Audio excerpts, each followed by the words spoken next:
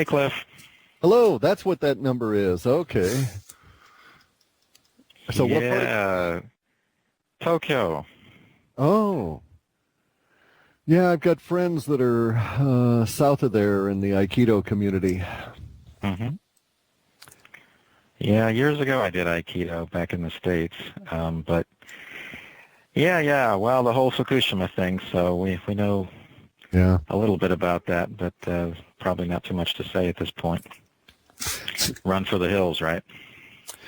Yeah, but in the immediate environment, yeah, but globally we're all going to be dealing with it. I think we just need to take another approach. Plutonium and all this kind of stuff is indeed fatal, but there's a huge body of evidence, some of which has to be valid just on the sheer mass of it, that certain radiation treatments do indeed work. Yeah, and then there's probably ways of removing radiation in the sense of, making its half-life go from 1,000 years to, 1 year or something like that. That brings up that whole issue of the time guys, because I've tried repeatedly to contact them just to berate them into doing just this, at least making the attempt, putting a bubble around the reactors there and bombarding it, or even restricting time to it as long as it was isolated by, something on the order of 1/30,000th of a millisecond, something on those orders. It would be impervious to light and all of us, and the radiations couldn't get through. But the curious thing about that, perhaps not so curious given the sequence of events, is you cannot find these people now. They just have disappeared into the deep dark holes, and they're not reachable. Well, I recall reading years ago research that was done with half-life measurements, and it was possible to change it. They were changing it in different ways. I forget bombarding it with UV, or they were doing different things. Well, the sound bubble guys too, the cold fusion, yeah, they did that. They were able to restrict the Italians were able to restrict the half-life, cut it in half. So they took cesium-137 and took it down from a couple of years to on the order of 18 months, and then did it again, and it wasn't quite as successful, but I think it was reduced the half-life on it down to 11 or 12 months.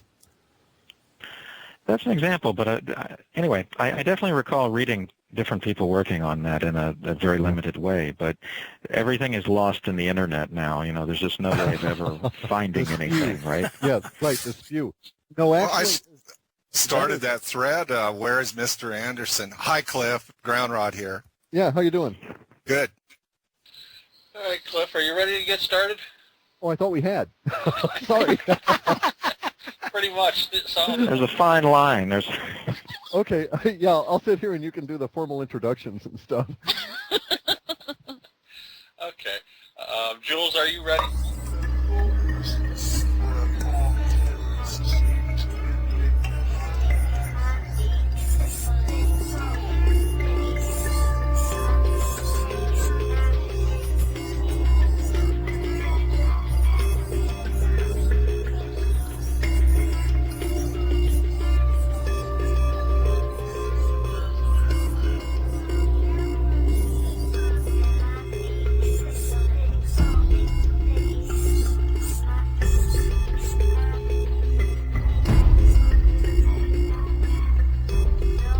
Welcome to the TMRN Time Monk Radio Network. I'm Jules, and today is Friday, the 9th of December 2011. Today we have Clif High from halfpasshuman.com. Clif is the godfather of the webbots, which uses linguistics on the internet to forecast the future. Beware of fake imitations made in China, Google, and the CIA. Hi Clif, welcome to the Webbot Forum Roundtable. Thank you very much, and hello everyone. The Webbot Forum administrator and producer of the show is Fox, and he'll be doing the recording and technical support of the show. Several members of the forum were kind enough to join us tonight.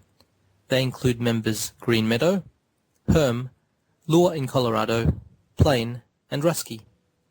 This interview will be available on YouTube for free on the Time Monk radio channel and at the website webbotforum.com. For listeners, this interview will assume you have a good understanding of Clif's work. Blah blah blah blah blah blah blah and more blah. With time so short for this interview and for humanity's collective future in the form of a hard wall data gap, Cliff, are you ready to get right into it, sir? Sure. We need to cover one little tiny thing first, and that is I'd like to take this moment to thank everybody who sent emails to Kathy on her birthday. It's been just probably the best birthday present she could have had, and kudos to George for suggesting it. Yes, it was. I think it was on Urban Survival. Yeah, thank you. Again, thank you very much, everyone. Yes, she really appreciated it. Great. Okay, the first section we wanted to have was we wanted to discuss with you a number of questions, and I think you also wanted to talk a little bit about the data gap upcoming in March. But the first question we had, Cliff, was the big picture. A lot of us would like to know what you think the big picture was or is. Understanding the big picture enables readers of your work to put a context to your forecasts. With the data gap approaching rapidly, could you please spend some time to tell us what the big picture is from your viewpoint, and what subjects in your news report are the most compelling in your view and need more elaboration tonight? The most compelling actually gets us into the big picture, and that is the largest thing that can possibly dominate us, which is the sun. Ever since we began the work in 1997, the thing that has struck and stayed and has always been there has been sun disease. That said, has grown continuously regardless of the entity associations, the way we would slice and dice the data around it. It continued to grow. It continues to grow to this point.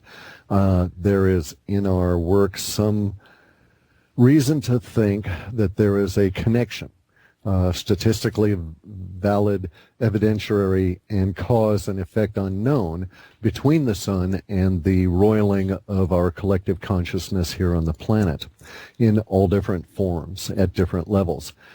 So, from my viewpoint, the single largest connection I can make between the hard data gap coming up and the rise in the immediacy data is with the rise also in disturbance or extra energy coming out of the sun. I don't have any, other than the data showing up, I don't have a one-to-one correlation between a release data period and the sun acting up. There are some general connections that seem to happen in a broad sinusoidal wave matching resonance or entrainment manner, but we don't have enough data to make any correlate or direct connection to it. However, I have this like intuitive sense or gut sense that the sun, in turning out all of the external energies, the extra energies that we're not able to ascertain with our equipment or our senses, is indeed monkeying with our minds, so to speak. It's like aggravating the monkeys, getting them hot and sweaty and not offering relief year after year after year. And that continued level of external pressure on us has, in my opinion, needs to be acknowledged at a personal and a collective level such that we can dispose of it from our thinking, if that sort of makes sense. My idea being that I used to do, let me state, way back when I was a youngster and was doing community service to people just because I needed to do that sort of thing. I was on a hotline where people would call in with all kinds of mental distress, and my specialty was dealing with people that were on drugs, very hard drugs frequently, and talking them down to a reasonable state and getting them the assistance that they needed. And I would usually do the very late night shift from like midnight until 2 or 3 or 4 in the morning. In any event, there's a common maxim there that you can't talk someone out of it until everyone has acknowledged it. And that's basically what we have to do here. Many times people would call in and not know that they had been drugged, especially in more recent times where drugs were used for nefarious purposes rather than recreational or other uses. And so you would have to get them to recognize that they were indeed operating not in their normal frame of mind and in a temporarily induced, externally controlled state. And once you get them over that hurdle, then a lot of other things start falling off, and they can start taking a breath. The anxiety goes away to a certain extent, and you can talk them down out of it. I think we need to think of that in a collective species level. Our species is being bombarded with radiation that is affecting our mental processes, yet we do not consciously examine that as it's occurring to us and reflect on what it's doing to our processes and maybe rethink where we're at.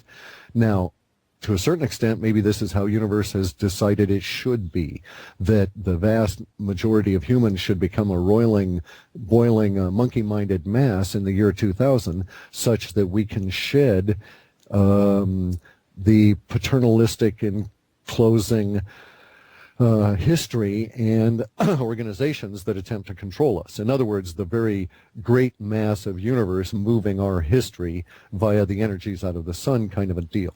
But the aware observer, caught in the roiling mass of what's coming ahead, will do well to remember that they are also being affected by these energies from the sun.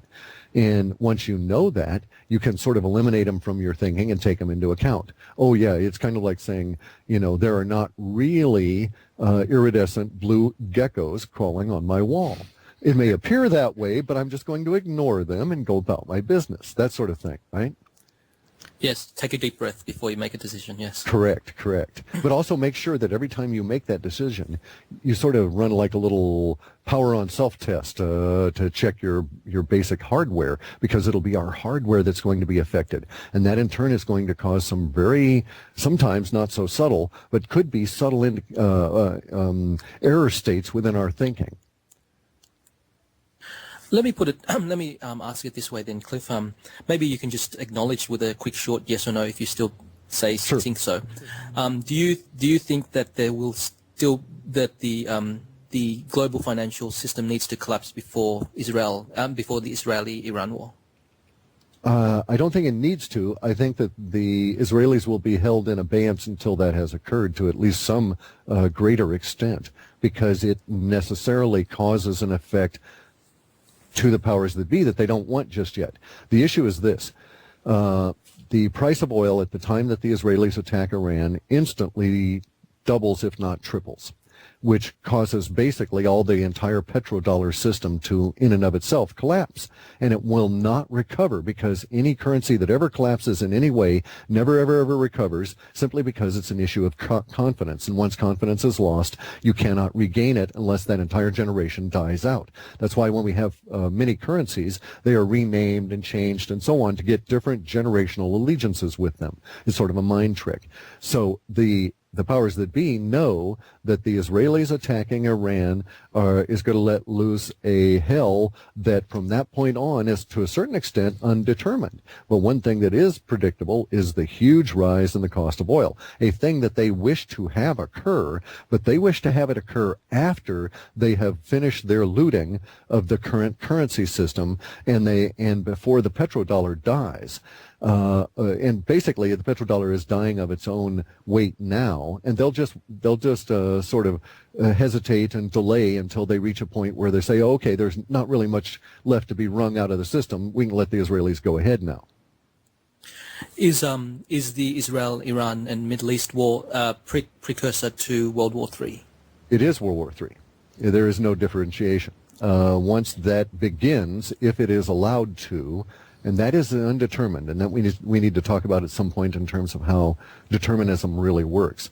But if the Israeli mistake were to occur, and that language were to manifest as we had forecast, that fundamentally is going to be World War III at this point, because we have conscious statements from the Chinese and the Russians that attacks on their allies are attacks on them, and they will respond. We also have aggressive moves by the Russians and the Chinese out in the open as clear signals that they are not going to hesitate to respond. It's not an empty threat in this case. So in my mind, if the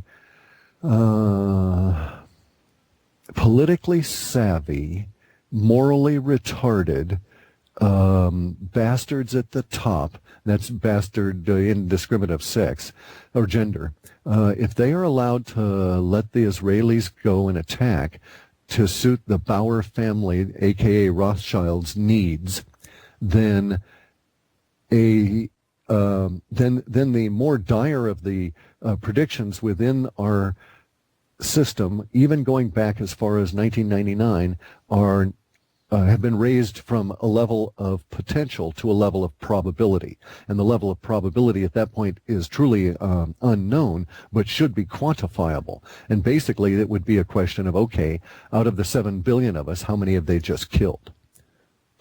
If World War III does occur, can there be a World War III light? Or if World War III does occur, will it be full-blown thermonuclear war? There's the rub.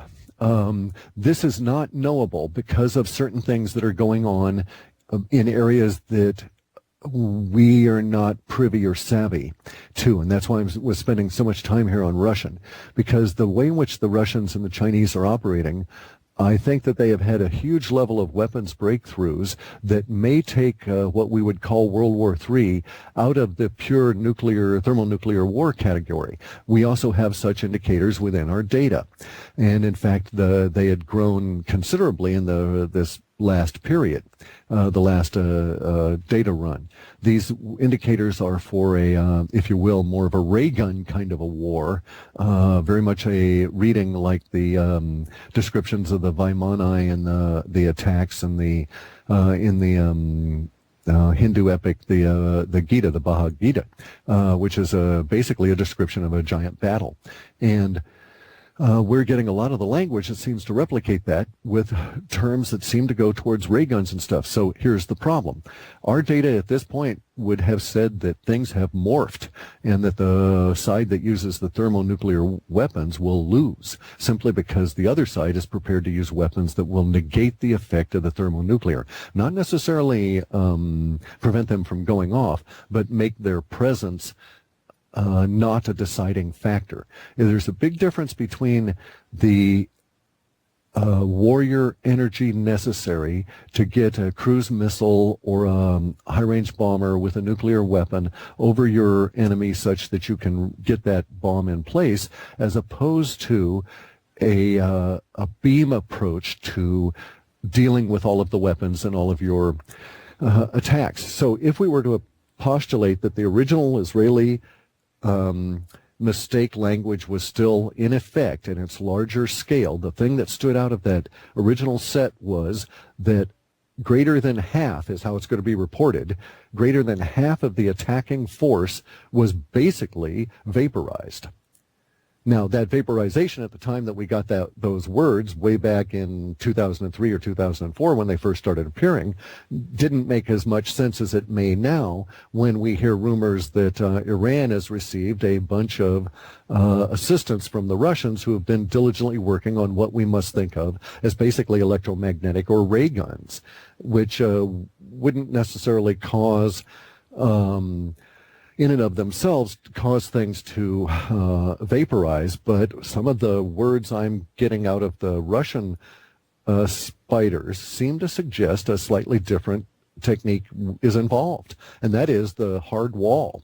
Not like our hard wall in our data gap, but rather an electromagnetic weapon that doesn't, for instance, attempt to alter the atoms of the oncoming missile, but rather alters the air right ahead of it, such that when it hits that air, it might as well have been hitting the ocean or a sack of cement. Make sense? It does. Clif, okay, so one last little thing about that. Our data at this point suggests that if the Israelis go ahead with that mistake, that there is indeed this extra new set involved, suggesting that there's scalar weapons in play. Now, I think at this stage, perhaps the scalar weapons are already in play, and what we think of as World War III probably began some time ago, and it's in its early covert stage at the moment, just getting ready to break out, as all the language coming out of the officialdom would seem to suggest. Fantastic. I think there's a few more questions on that. In regards to this big picture, do you think World War III will happen before the major solar flares, if they do hit Earth? I think the major solar flares make the World War a moot point and prevent it from occurring, but may make something even far worse, and that is in situ explosions of any of the nuclear weapons and nuclear power plants that are under the energy blast from the sun. So if you happen to be on the unlucky continent that gets that direct blast, it won't matter that the nuclear weapons that are exploding were your own. The effects will be the same as if you'd been involved in a nuclear war, but there won't be a war there.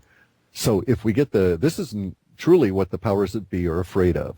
This is their overriding fear, is this upcoming period that they bind by, I think, about 23 to 24 months in terms of their window.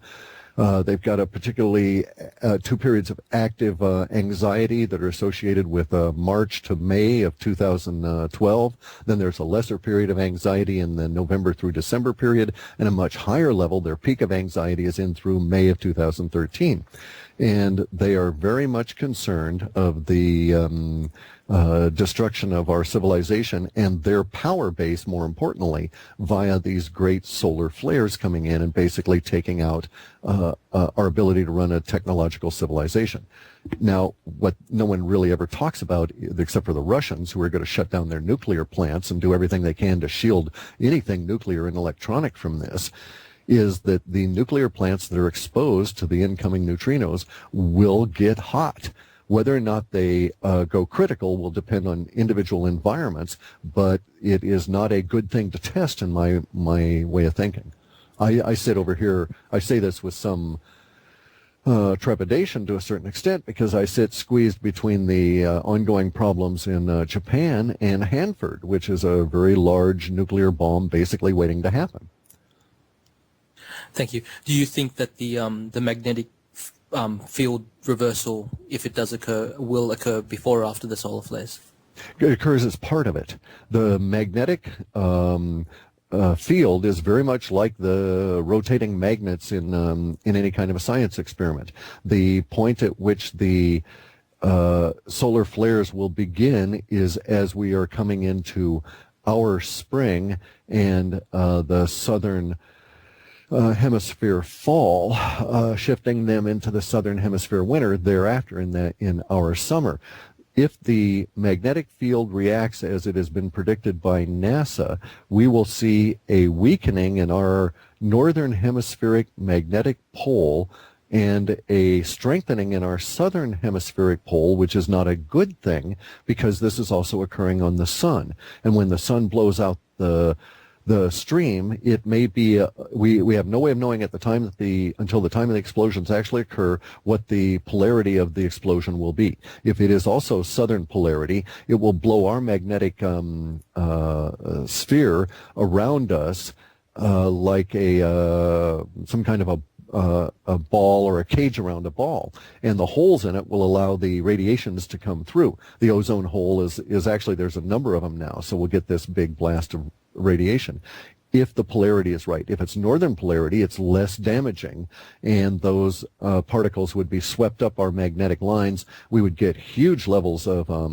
aurora borealis all the way down into the equator likely, but less levels of damage. So it's kind of a crapshoot. We just won't know until we get there. But I do know that it now makes sense.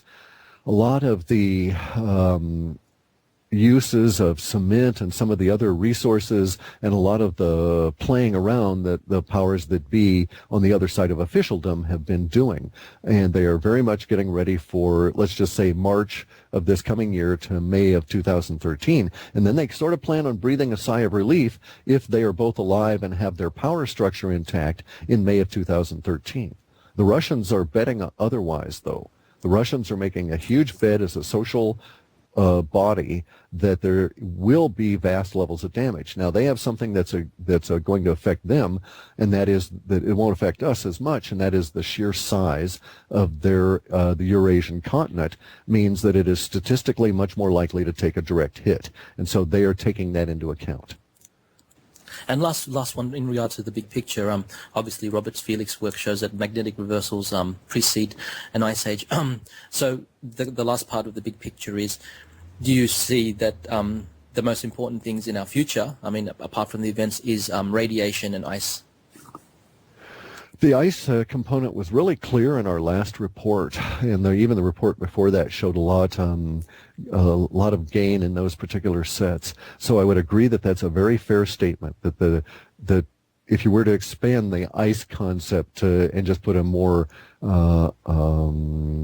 personal label of deleterious effects on weather or those things that might personally affect my climate, I think that's going to be how people will actually conceive of it. But in general, the ice label is really accurate. Whether or not, though, the ice age occurs, I think is problematic because we have some wrinkles this time in the 100,000-year cycle that we haven't in the past two that are the main basis for Felix's work. There's some other cycles that are larger than the 100,000-year alteration of our orbit with which polar cycles or ice ages are synced. And there's appears to be an irregularity in the 100,000-year cycle that may also be linked up with a gap, if you will, of an ice age when there should have been one. So 400,000 years back, we should have had an ice age, and there wasn't one at that time. And there are some interesting things that the Mayans may have known about it, and that's why the long count is popping up, I think. Okay, thank you, Cliff. Yeah, thanks. I just wanted to clarify because obviously in your forecasts you say a lot of things. you go through many different topics. So I just wanted to try to get a big picture from you of what you still think will be occurring in the future. So thank you for that. Okay, we have Ruski who's got a question on Israel and World War III. Hi, Cliff. Hello. One of my curiosities is why would the Israeli populace risk a war against Iran, considering that they are likely to suffer terribly if scalar and nuclear weapons are deployed? I mean, they will be smack dab in the middle of it, and Iran in of itself does not have a history of invading other countries. I think for perhaps a couple hundred years, the last time since the Persians have actually actively invaded any other country other than responding to Iraq. Sort of wanted to know if the Webbots had anything to say about that, or what your analysis, what your view would be. I don't, as a rule, answer why questions because that goes to intent, but I do understand your line of reasoning there in the question itself is how can the Israelis possibly allow this? And it may be that they have been brainwashed to the point that they are good little robots, good little mechanoids of the Rothschild Empire, whose emblem they have on their national flag, the Merkaba, the intertwined tetrahedrons, is not an Israeli symbol. It's not even historically a Judaic symbol. It's a symbol of having to do with the sun and so on in hyperspace. But the Rothschilds have taken it over. So I think really, from the Israelis I've talked to, or that's kind of self-selective because the only ones that talk to me are basically aware.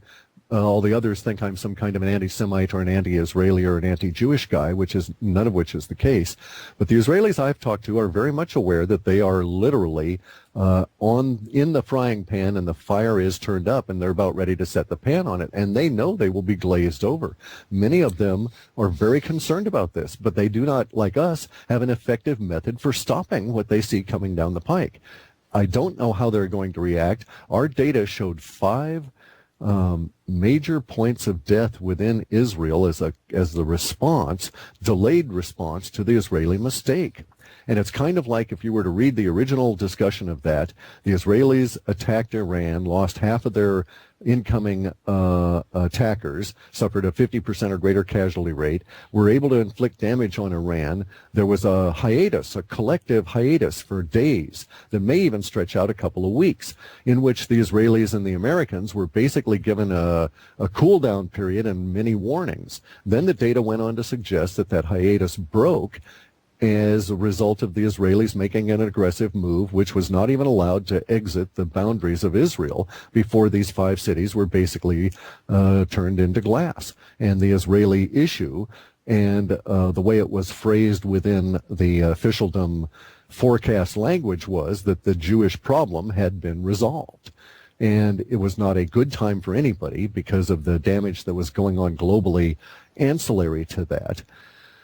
And it was just a horrid mega death example that really prompted me to start in a lot of ways back in when I first started encountering the hints of this, that something was really nasty beyond politics, to elevate the discussion above politics to what are the root causes to this. And it is this cadre of psychopaths that are intent on doing this, basically because it is their will to do so, and they will not.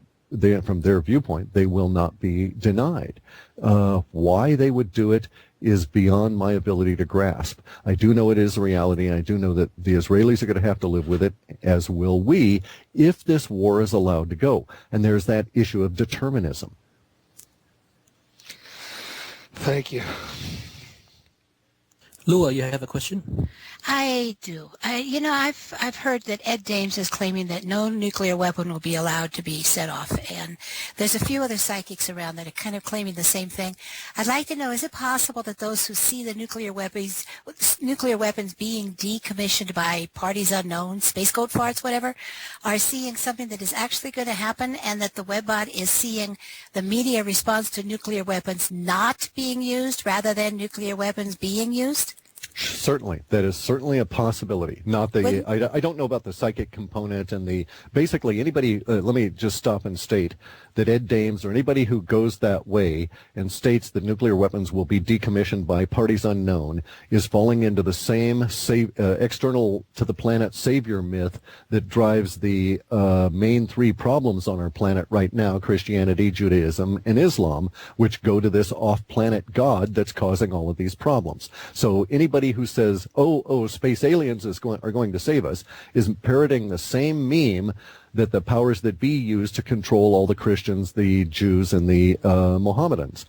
So that being said, though, it doesn't mean that they are wrong in the sense that there may indeed be a set of circumstances that do not allow nuclear weapons to go off. We know, for instance, that there's actual data, and I even wrote about it years before it occurred, that would show that the mutation rate of radioactive substances would change as the sun went through this process. And this was one of my reasonings for saying that carbon-12 dating to carbon-14 dating is only good within any given cycle and can't be used to extend back beyond 11,000 years in these cycles because it gets reset every so often. And so it's decaying at a rate now that was not decaying at 22,000 years ago, and it's not a constant. So that being the case, something obviously at a molecular level affects nuclear material because we're dealing with carbon-14, which is basically a radioactive isotope or decaying isotope of the whole carbon plethora. And so since it's happening at that level, it's conceivable it can happen to other levels. Since humans we also have evidence that humans have indeed altered the half-life of radioactive substances, so there's no reason to think that it can't happen as a result of a natural process. Will it? I can't say, but it is quite true to think that all of our forecasts about the mega death and all of this could indeed be the planet's media all heaving a collective sigh of relief at the end of a point of brinksmanship, and I have validated this by going back to 1962 and working through the entire Cuban Missile Crises 8 months ahead of time and following 9 months. And indeed, I can plot the building tension and release language, and it looks a lot like what we're facing now. But we also have to note that it is the same pattern that also shows up in December 7th, 1941, the lead into World War II, et cetera, et cetera. So we can't tell from this viewpoint which way it's going to go. And that is, again, the determinism factor. Okay, so I know I agree with you about the external savior myth, but it's indisputable there's something weird's going on. I grant you that. And just because we don't have evidence, just because they're parroting a external savior myth does not invalidate the idea that there may indeed be an external savior that is in no way supernatural. He's just a space alien that is kind enough to not want to see us blow our butts to hell and back. So they may come on down and do stuff. Or there is another aspect of this too that a lot of people don't understand. I think when I wrote that first article years ago about this. But imagine the situation where, well, in Washington State here, if you have in Western Washington, it's known as the rainy side of the state because the rains come on up and they hit the Cascade Mountains and they rush down and form all these little creeks, millions of little creeks that go into hundreds of thousands of little streams, which collect into thousands of mini rivers, which go into some pretty big rivers that flood everything. So we have this periodic issue of all of the rains. And because of the way the state is set up, we're also dependent on all the little fishes that live in all of the little streams and creeks and so on. So we've got a very powerful fish lobby here. And so the fish lobby decided way back when that to protect the fishes, which I agree with, you needed to be a careful steward if you had a stream going through your property. And so there were certain things that you could not do. For instance, you could not take the trees away from the stream within 250 feet of particular sunny sides, so the stream would maintain its temperature and the fishes wouldn't cook in the stream. And this kind of thing makes sense. And this is even though they regulated it, and lots of people just were bitching and moaning about government and intruding and so forth, this was really a case where the fishes needed the protection, and it made sense to do it this way. And the rules were promulgated not by officialdom, but by biologists who really worked at it for 10 years to get these things solid. And so basically, long-winded way of saying, what if our exploding nuclear bombs is the equivalent of stripping the brush off right up next to a river? And we are just unaware that we are violating the Stream and Habitat Wildlife Act in our local neck of the woods. Well, then the fisheries biologists, or, the human biologists from the other planet or the other solar system, more likely, will show up, and they may do some mitigation work. And so that indeed could be a potential. I don't see any evidence of it. I see all kinds of stuff going on over our heads with these glasses, and I've seen some stuff that did not look to be, in my opinion, a way in which a human would approach a problem, and it looked in that sense alien. But I don't have any reason to suspect at this stage that they would intrude. They may indeed be doing so, and it makes sense just from the fisheries biologist viewpoint that there's some mitigation going on because we're the little fishes, and we've got some, landowners that are just behaving a little bit badly. Okay, thanks. Okay, Green Meadow. Hi, Cliff. Hello.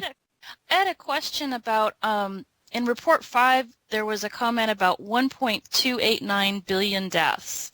Yes. And then there was a whole variety of speculation of what could have caused that.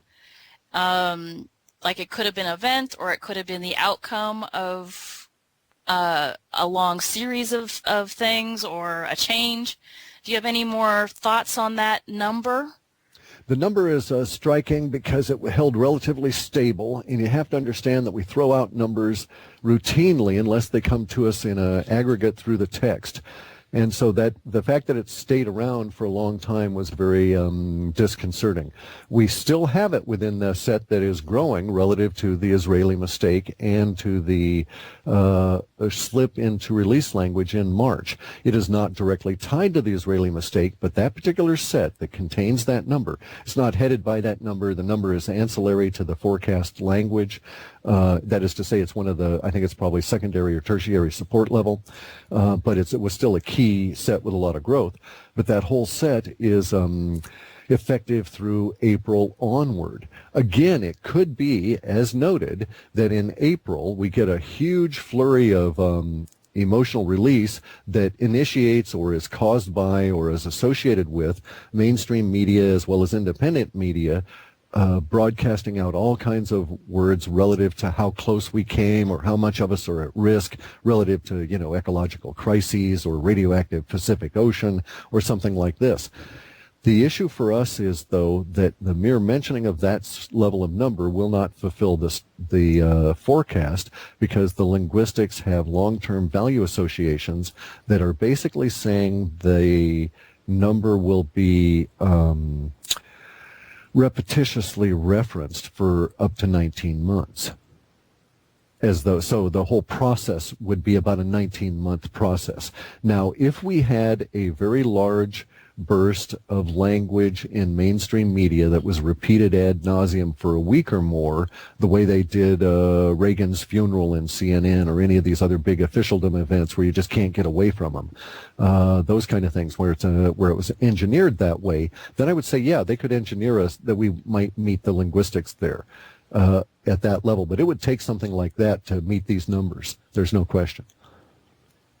I mean, not the number 1.2, but rather the support levels. Because I think that was at 0.97 emotional intensity value, which means it's at a hovering level where we can't tell if it's an actual event or what, but the number itself should appear in the repeatedly within the linguistics that are actually manifesting. Yeah, because it sounded similar to the 300,000 number you got with the Banda Aceh tsunami. Correct. It came from the same source, from the same stream or same process that led to that number, which was so accurate. And that's why I was so freaked out about the other number, because it really did imply either a giant solar burst or something of, a sixth of the population dying due to the effect of radiation or something horrific at that level. And that number, we have some numbers that show up occasionally, and they're really weird when they do.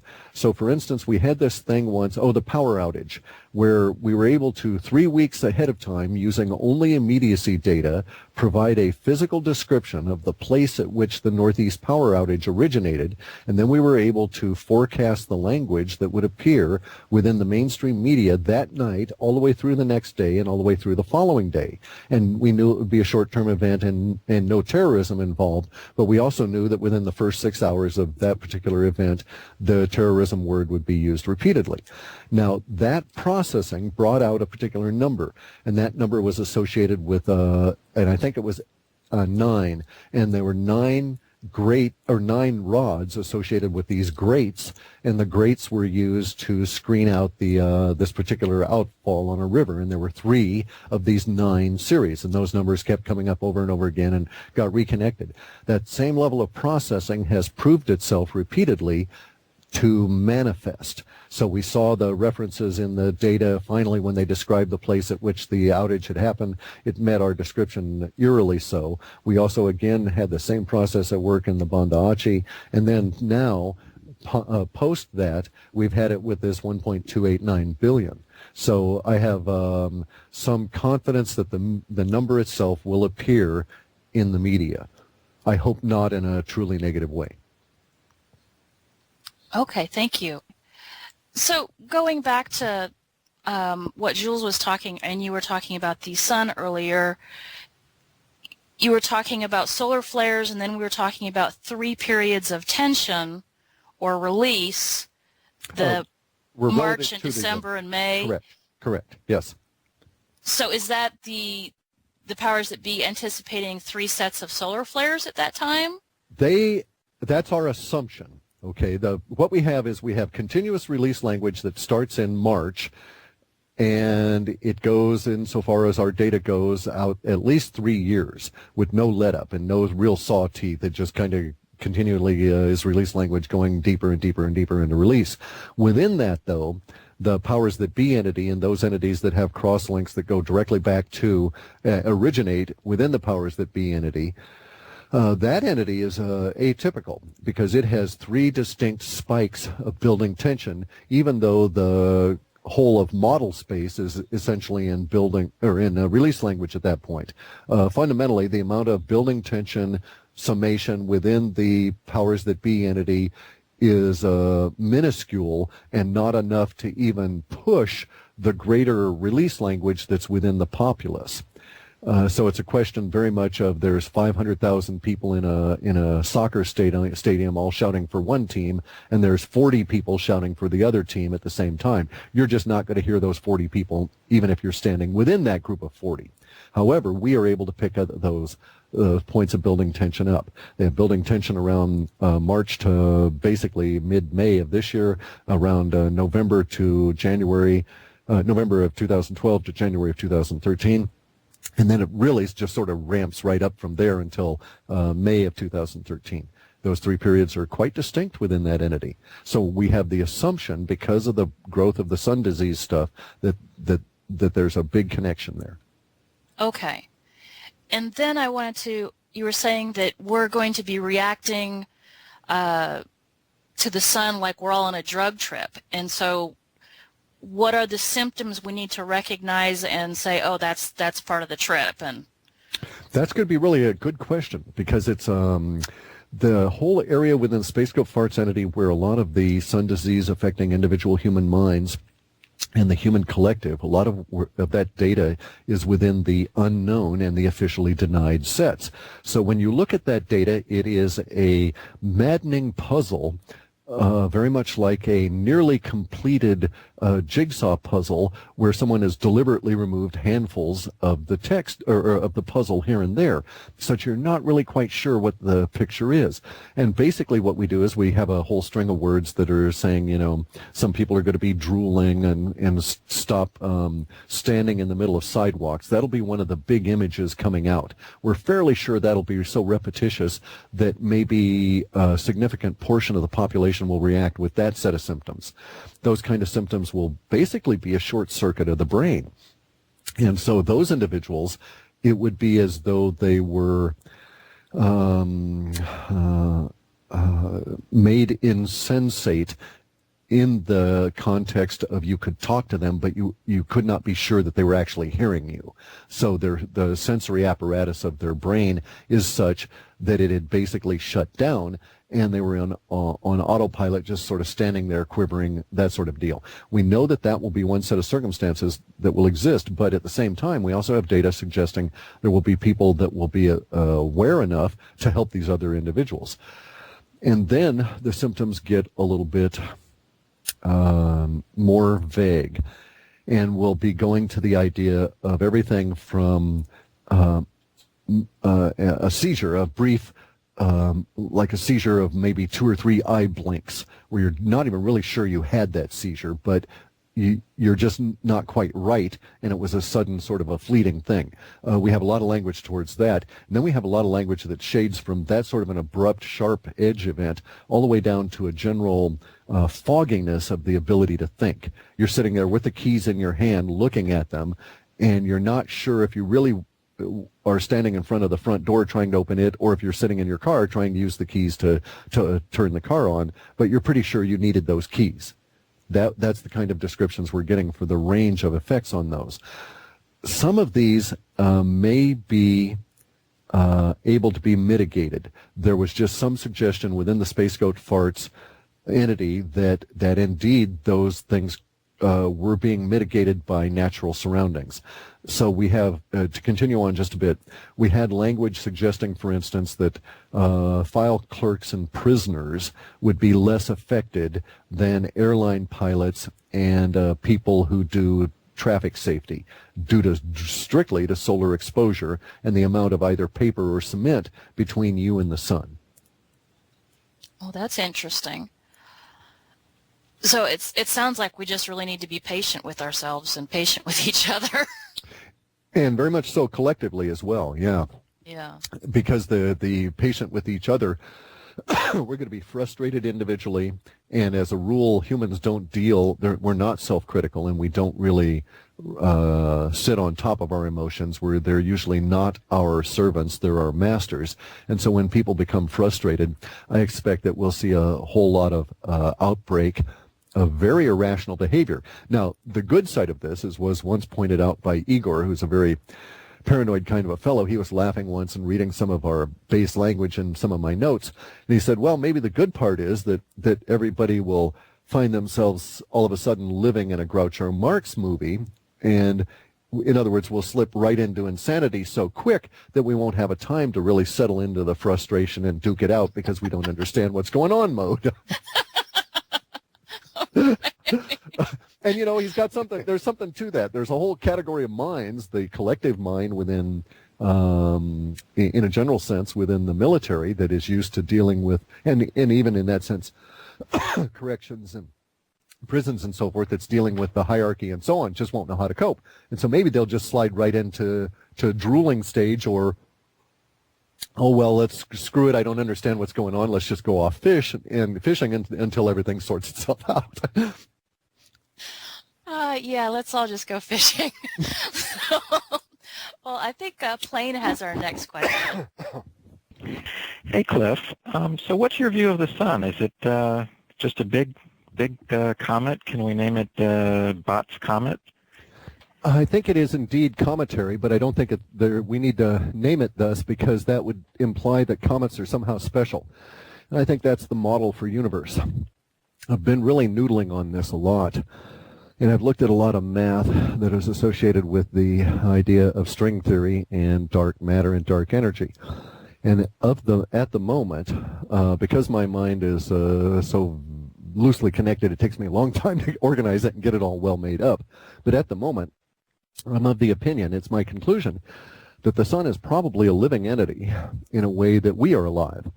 And that further, as a living entity, it's probably, I don't know if we could say with intent, but it is in motion. And that motion, I do not think, is through a vacuum. And part of this opinion is, that part anyway, is shared by some of the Russian and other astrophysicists that are really looking at what it is involved in the coma around the sun and what that implies. So my conclusions are loose at the moment, but I'm pretty sure that Bott is far more right than anybody is willing to give him credit for, and a lot of his work is now, you'll find it duplicated in a lot of the Russian conclusions, because they're also of the same opinion. They're also of the opinion that the moon has never orbited Earth the way Earth has never orbited the sun, and that to a certain extent the kind of tectonic disturbances we have on our planet are due to us dragging the moon behind us, in a sense, as we are dragged behind the sun. But there's now pretty sure evidence that, in fact, at two disparate sections of astrophysics, we now have solid evidence that Bott's model is correct.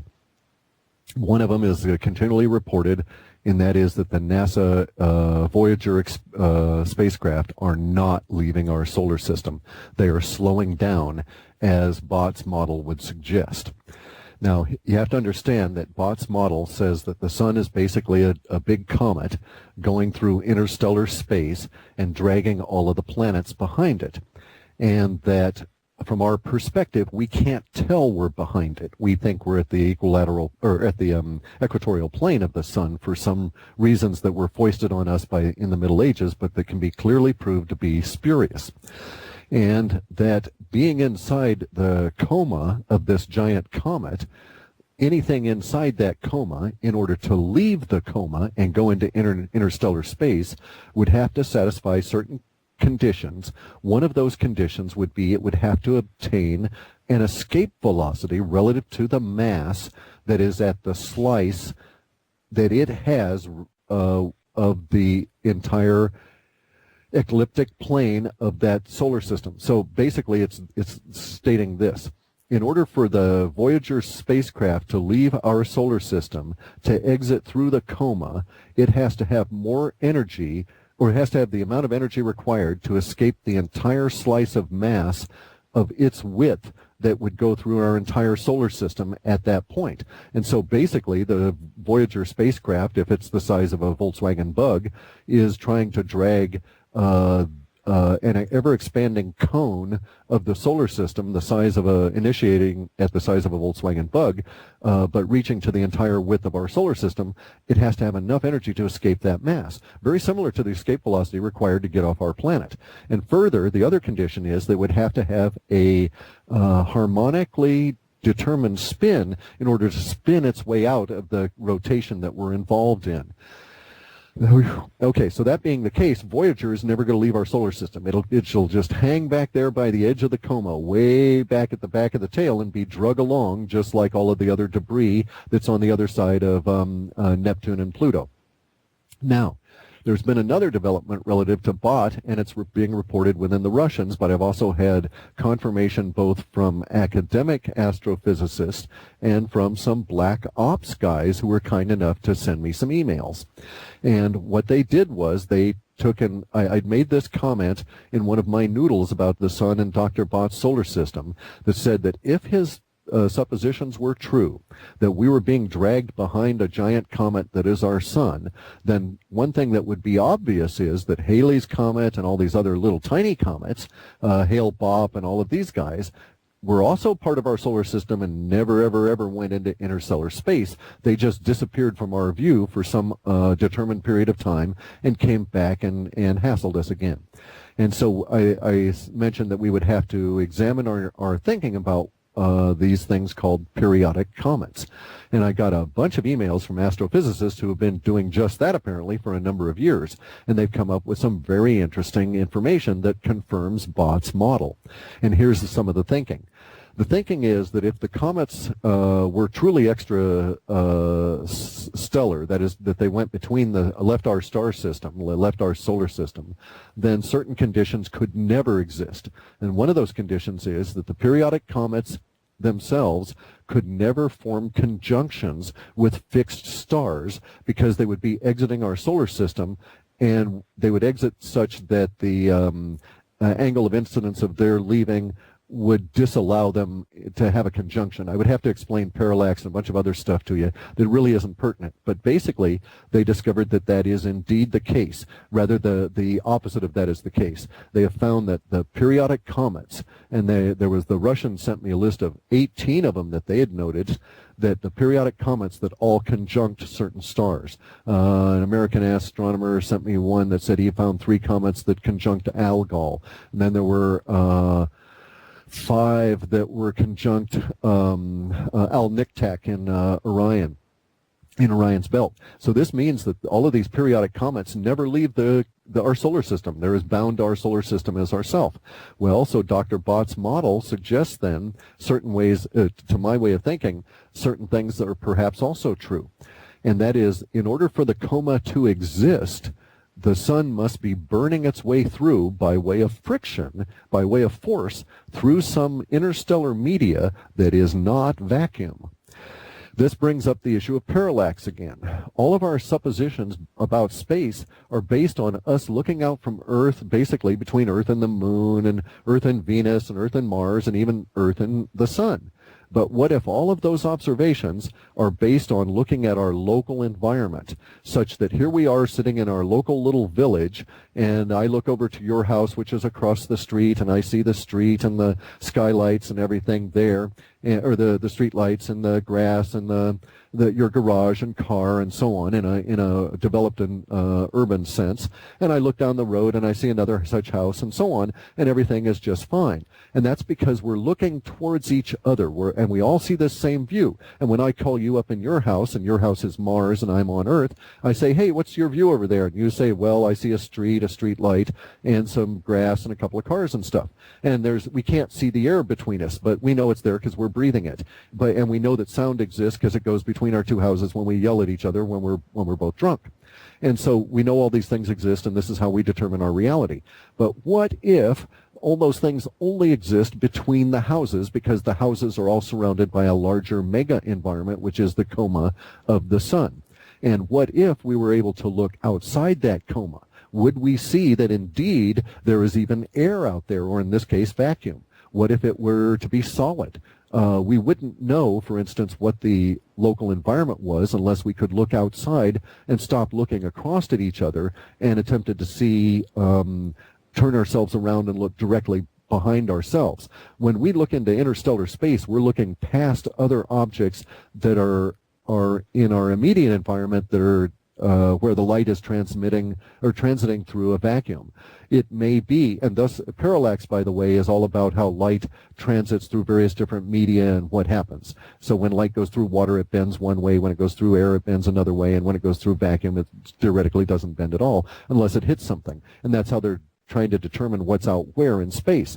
But it may be that space, interstellar space, does not have the same characteristics that local space does. And it is easy to postulate that this is a requirement in the greater physics that we see around us.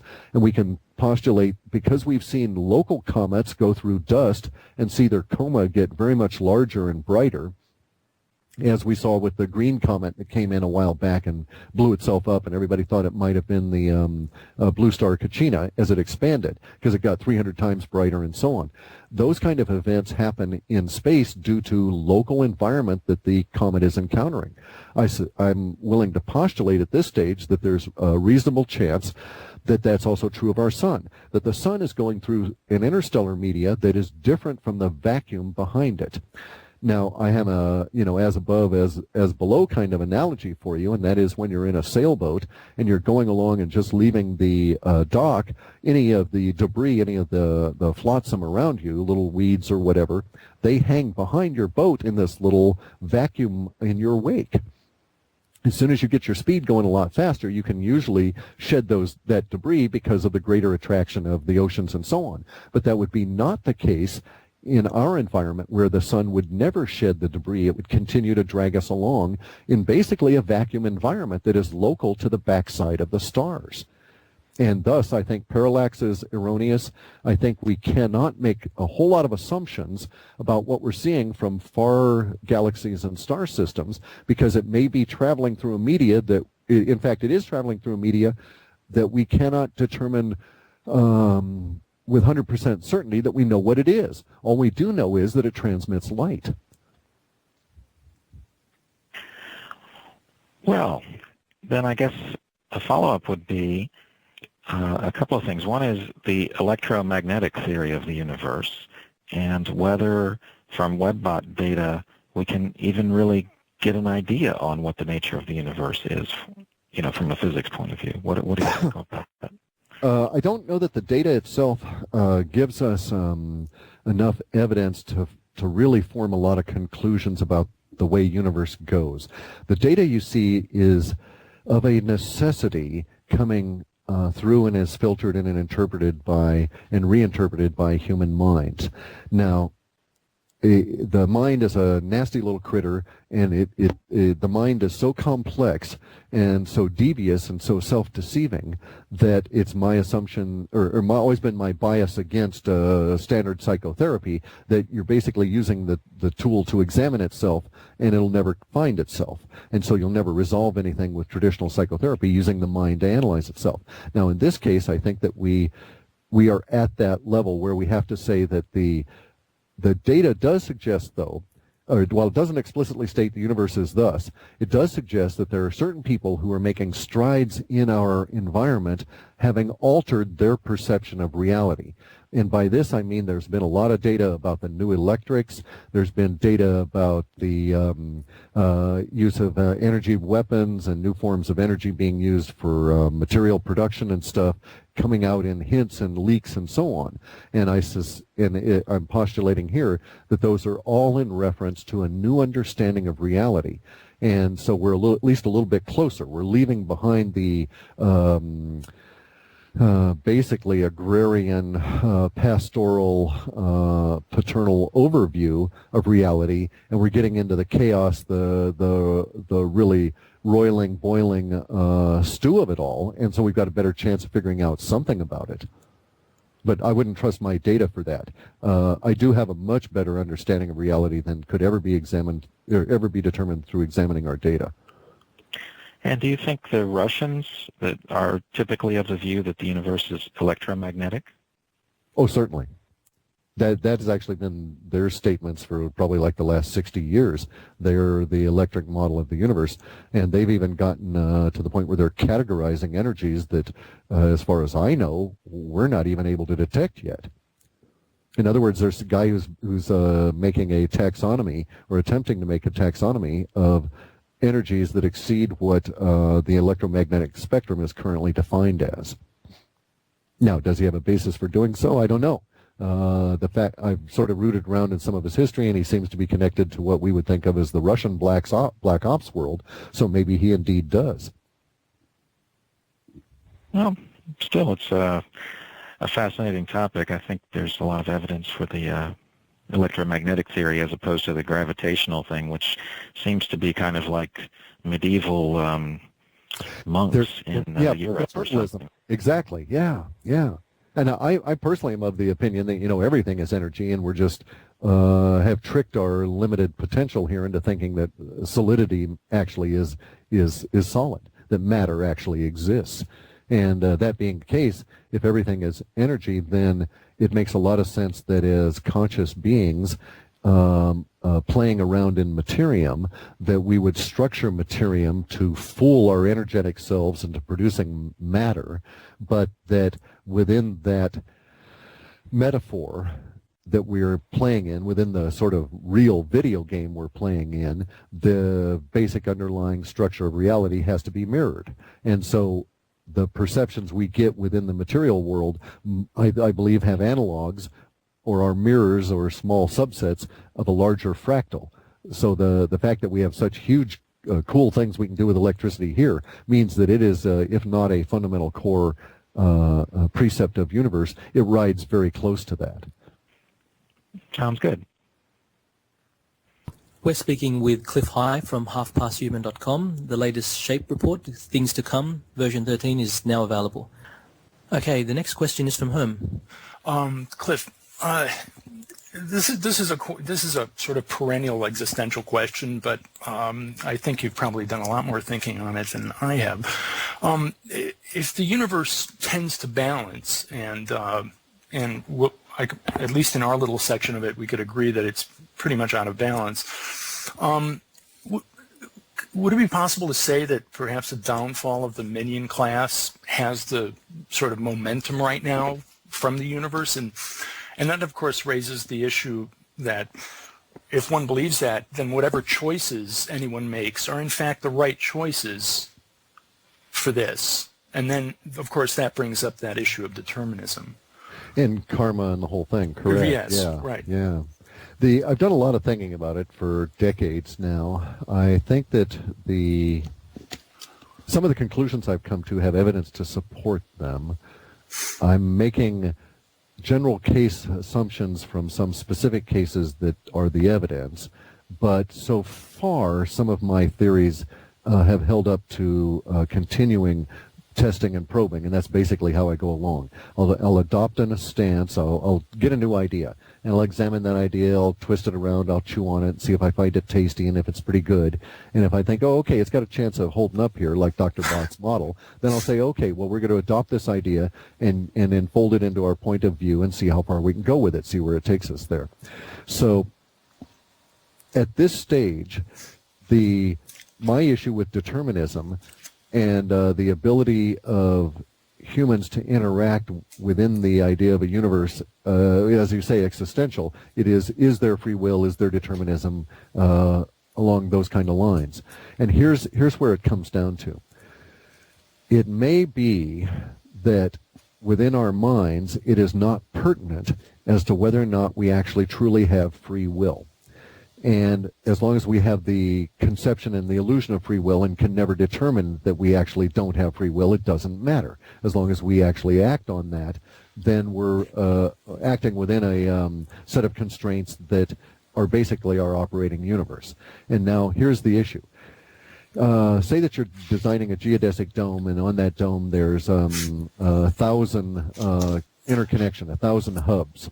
And when a geodesic dome fails because it's been struck by a tree or something, the whole dome doesn't collapse the way a stick-built house would with a load across on beams on posts.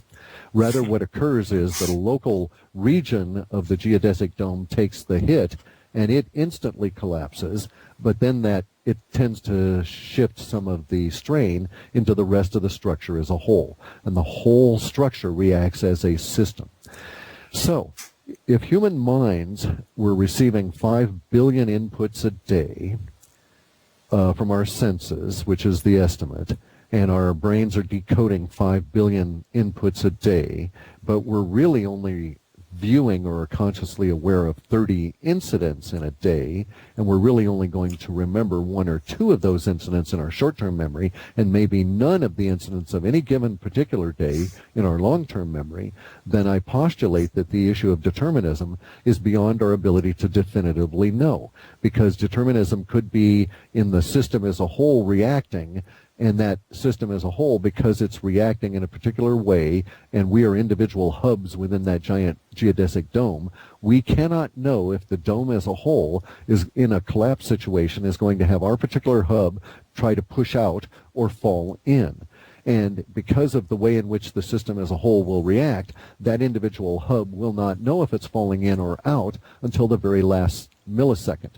And just may be that in that last millisecond, our conscious mind makes a decision that we then associate the falling in or the pushing out of ourselves as a hub with that decision.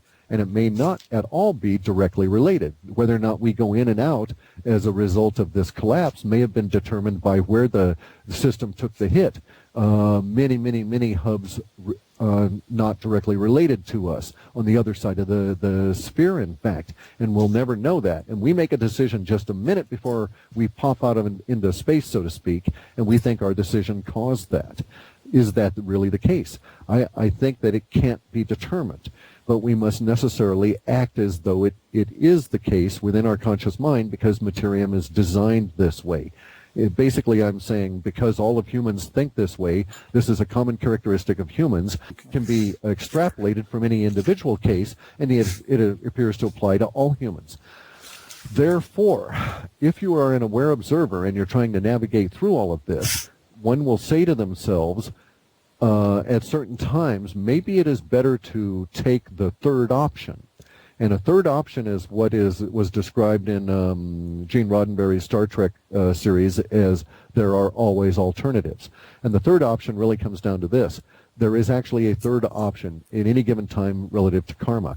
And one of those options is always available to you, and that is to simply wait, to do nothing at that particular moment, which is not to say you're taking an inaction, because you do it deliberately. And I have done this. I mean, I've actually gotten into situations where I've decided I will wait a half a second. I know how I want to react. I know what I think I will do, but I'm just going to wait and not actively do anything and see how events come out. And it was a very illustrative and very instructive bits of experiments to do, because I was able to see that at a certain level, determinism is going to carry on whether I make a decision or not in some of these instances, and thus brings up the issue of harmonizing. So I make this decision. I make these experiments up on the fly in the moment. Will that car go this way under these circumstances? Basically, who's going to swerve first in a game of chicken kind of thing with universe. And then I determined that, okay, hey, universe does things and events occur whether I participate or not. Now, the next phase, the next postulate to test is, what is the outcome if I actively obstruct universe by attempting to derail the experiment, or what is the alternatively, what is the outcome if I harmonize with it? And I've discovered that surprise exists with the latter, and determinism always leads to surety. So in other words, if I oppose universe, I can be absolutely certain that things are going to end badly. But if I harmonize with universe, I am always surprised at the new opportunities and the extra added value that pops up. Do you think when you make those choices, or I guess now there's three choices, there's one way, the other way, and holding off. Do you think that, do you think there's any validity to the multiverse theory that, just any sentient being making a choice basically instantiates yet another universe? Or is that, I'm thinking of your geodesic dome, except that it looks more hyperdimensional, so that as many choices as there are in the system, there are dimensions in that hypergeodesic dome. Correct. Here's the problem with that in my way of thinking, okay?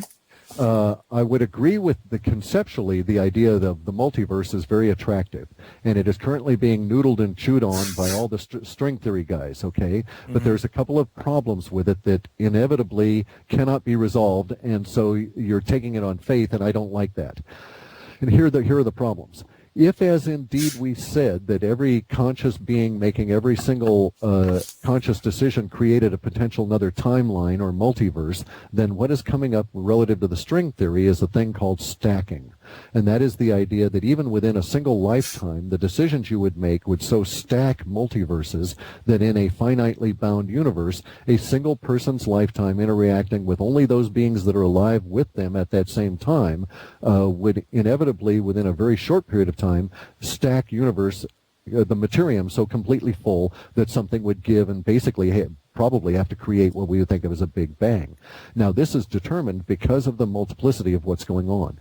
Bear in mind that you and I and everybody we're talking with at the moment, and everybody who's going to be listening to this, is sharing our particular neck of the woods, a.k.a. planet Terra, or Earth. with how many millions of species and how many millions of individuals within each species. We know there's 7 billion members of our own species, more or less. In fact, so many we can't accurately determine that, and that is the case with all other species. It is suspected that the largest number of species on the planet that we think of, insects, may actually be further or maybe less than that. They may be the second largest number of species, and fungi may actually have a greater level of DNA variance. If this is the case, then stacking would blow universe to smithereens, basically. Now, here's another issue with that. The multiverse guys are postulating that creationism, a kind of weird creationism, that every time you make a decision at the conscious mind level, that somehow a new timeline is created by that decision being made, kind of like It's a Wonderful Life, or decides to commit suicide or help a guy and something like that, and events are all changed. This I believe to be the case. I understand this. I think this is the case, that you make a decision and things are changed thereafter. But I do not buy into the idea of alternate timelines or multiverse at that level. I do indeed think multiverse exists, but I don't think that we create them. I think that I'm on what's known as the slicing theory side. There's a whole group of, I guess you'd have to say, contrarian thinkers that are saying string theory is a artifact of how we think about things, and that if we were to think about ourselves as vibrational beings, as vibrating standing waves of energy, then we will get a whole new concept of how universe operates, as opposed to thinking of ourselves as material beings in which things are strung together. So in other words, the whole string theory idea is the same idea of DNA. Watson and Crick discovered DNA. Well, what they actually saw was an energetic pattern that is expressing itself as a double helix. And the various amino acids all clumped together, and as we know, the whole structure. But at its core, it's really an energetic form that we are choosing at the moment to interpret as DNA. And these choices of the moment in terms of our interpretation alter our reality. I had a discussion here the other day with Kathy about this, and it's the idea of if you have no context in which to frame what you are viewing, you can't really decipher it, and it may take you a long time to build up a context as to what you're seeing. Now, we've had such excuses, such reasoning used to say that that's why the Polynesians were so in awe of Captain Cook when he showed up, was because that's why they didn't see Captain Cook as coming off of a ship or a boat. They weren't really sure what they were seeing when they saw him show up in the big, large, ribbed, heavy timbered, floating island. And that's because, and that's what the Westerners say, is that, their Captain Cook's boat was so superior, it would be like us seeing a UFO and not really knowing what it is. Now, personally, I think I dispute that, because I think that Captain Cook and his boat, really it was a case of the Polynesians were saying, they sailed here in that junk? Because these were people that were highly sophisticated in sailing and so on. So their context was greater than what we gave them credit for. But we have to acknowledge that if we're in a situation where our minds are being affected by debris from space, so to speak, energy and so on, that it all is going to get to be something of a crapshoot in the interpretation. And this, to a certain extent, I think opens us up to a whole new renaissance. And I think we're truly at a breakthrough point, and I think that's what March represents. Whether we will fall into the abyss of those limited number of minds that desperately wish us to go back to some kind of feudalism, because that's what they understand, or whether we will open ourselves up to the greater glory of what our species can actually become, we are all facing mere months from now. Unfortunately, we've got to wrap our heads around who we are and all of that kind of stuff just to participate with it. I'm sure I've got way off topic. No, thank you so much. You've given me about 100 years worth of stuff to think about. I think we probably need to go ahead for other questions. Sure. Thank you, Herm. We're moving on to the linguistics questions, and Herm, your next question, please. Cliff, could you comment on the dramatic changes in the metadata pattern you relate to in the last shape report, as to your thought that new language foretells fundamental change? And I guess just to develop the question just a tad more, in Celtic language, Old Celtic, name and soul were closely related. Of course, the belief that before you could control something, one can name it. Of course, with the discussion we just had, when we name something, it just appears. But in any case, if that is true, does the you had mentioned that there was an increasing awareness of the control of language by the old order, and it's sort of becoming more disseminated. And the naming of new concepts and constructs as they relate to the old order, and those concepts and constructs that relate to the coming order, whatever it might be. And does this contribute to the emotional tension values that you mentioned were bubbling up through the metadata levels? That actually is the actual driving force for the tension values, both building and release. What you're describing to a certain extent is, look at it as from a linguist point of view. Language is the function of the young. So even now there's 3-year-olds that are trying to invent new words because they don't think their mama's experience really describes those words, and they don't like your mama's words. So that's happening continuously. The real problem of the elite at the moment is that they have unwittingly unleashed the internet, which allows this language creation thing to get all out of hand. The way they control us is by controlling and framing the language. Without the spin doctors, without the mainstream media, we would not be where we are now. Without the control of language since the 1800s, we would not be where we are now. We would be an entirely different planet, an entirely different species. So, and basically, the coming disorder is how I think of it, with a big D and a big O in there, is that the coming disorder represents the breakout of linguistics, where we no longer allow our thoughts to be framed by language controlled by the, if you will, the parental organizations, big pharma, big religion, big government, big military, and that we all break out as a species and decide that we're all going to be sovereign adults. Now, as a secondary thing, getting back to your idea of the Celtic name and soul thing, let me point out 2 separate traditions. One here on the West Coast, which is the Salish culture, going up into the Tlingits and all the way down into California to the various indigenous tribes, have a replicational cultural tradition that actually matches cultures in the Kashmir and northern India area. Both of these cultures independently have the same concept that the Celts do relative to name and soul, and maybe the Celts are as evolved in this. I don't know. I only know these 2. But the Salish and the Tlingit here have this idea of the 3 names. You have the name that you are born with, your vibrational name, that only you can hear. And that is the sound that your name, your vibrational name, is basically your vibrational state when all other noise to your ears are extinguished. That noise that you hear, that high-pitched hum, if you will, that particular frequency, that's your name. That is you as a standing wave hearing yourself. So that's your universe name.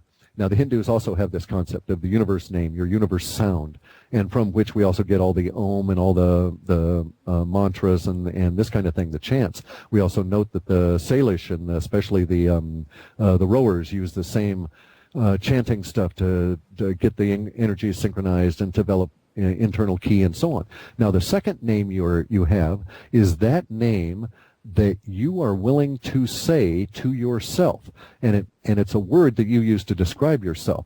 And these are your 2 simple names, and then you have your complex names, which are your deceptive names or your raven names, and those are the names and the labels that we give to the rest of the world.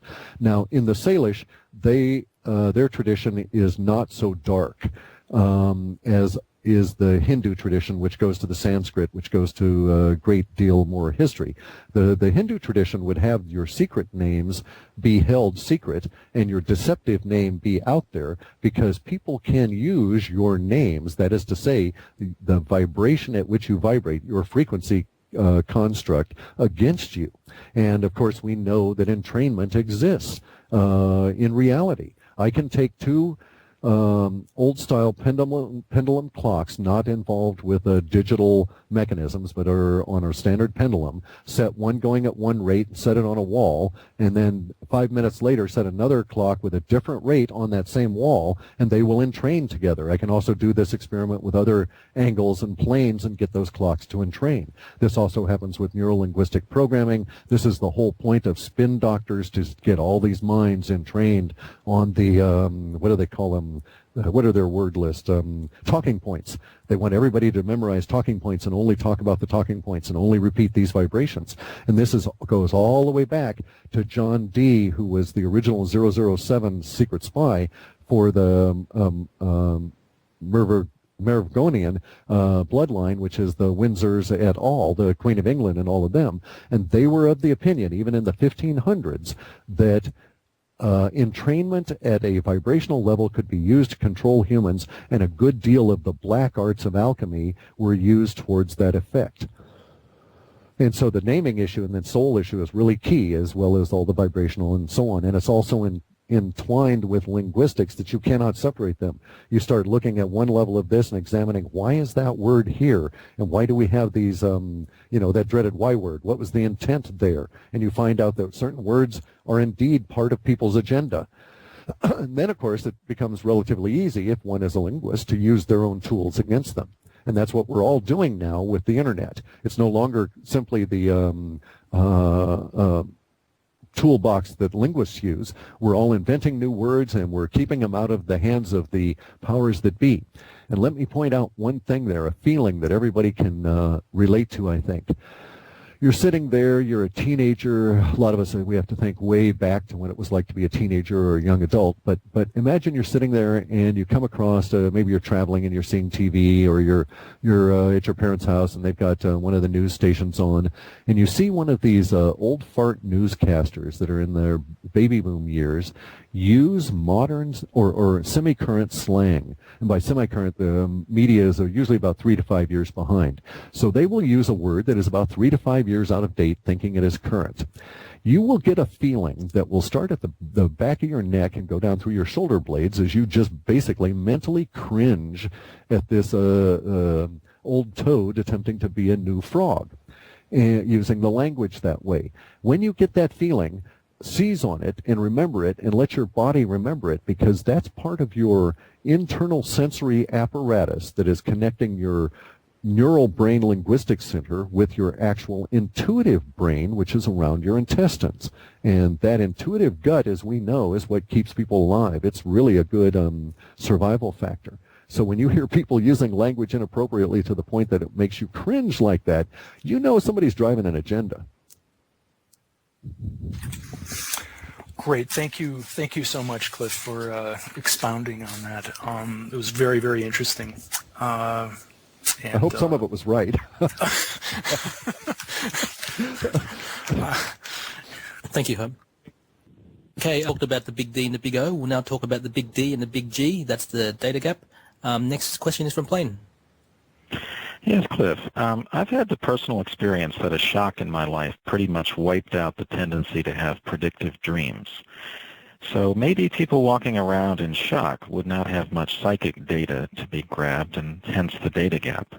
What do you think? It's an interesting thought. I don't have dreams. I don't have predictive dreams at all, and I don't have any dreams at all that I really recall. There's probably something to that idea. I know that it is not as simple as George originally thought, and then I grudgingly came to believe that it was at least a component, and that is the breakdown of the hardware of the internet. It's not quite that simple. So if indeed people lost we'd have to think about it. If they lost the predictive ability, we would run into a very hard wall. It would probably be more of a dithering effect, though, unless that was all happening en masse as a result of a single event. We don't have dithering. We actually do have the hard wall effect.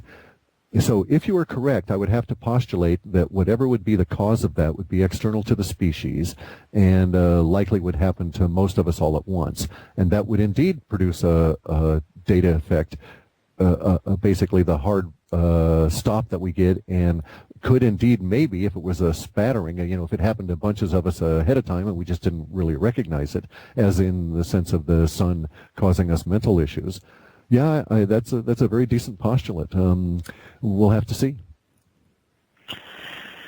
Well, but also, hey, here's as an aside, think of what that means to humans. Being a psychic is a fundamental key component to humans. That actually sort of ties into the idea of the die-off. It's unrecognized and undiscussed as to how much our psychic impressions keep so many of us alive on a continuing basis. Many of us not ever really recognizing that we're responding to the psychic impression. And if we didn't, we wouldn't, we're just totally oblivious as to what's going on, and we think we're making rational decisions, when in fact it's a psychic prompting one way or another to make a decision that in essence has us not go down the road that the bus accident happens on, that sort of thing. And in fact, I've had people that have had real serious brushes with death kind of a deal as a result of those kind of decisions occurring. And if we postulate that those decisions or those psychic kind of impressions, whether in sleep or awake, were disrupted, I know of one individual, had that occurred, he would be dead in a car accident. And I suspect there would be millions of other such incidents. So we've got to look at that. Well, I suspect that this happens all the time. It's just people don't know it, that they've been saved by their subconscious.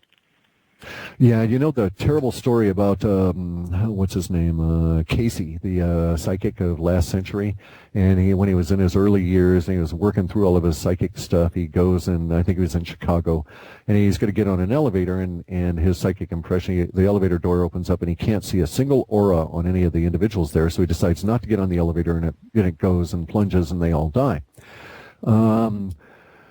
That kind of psychic level is obviously at the extreme range of perception. Here was an individual that was not only extremely psychic, they also had a consciousness that was able to tune it in.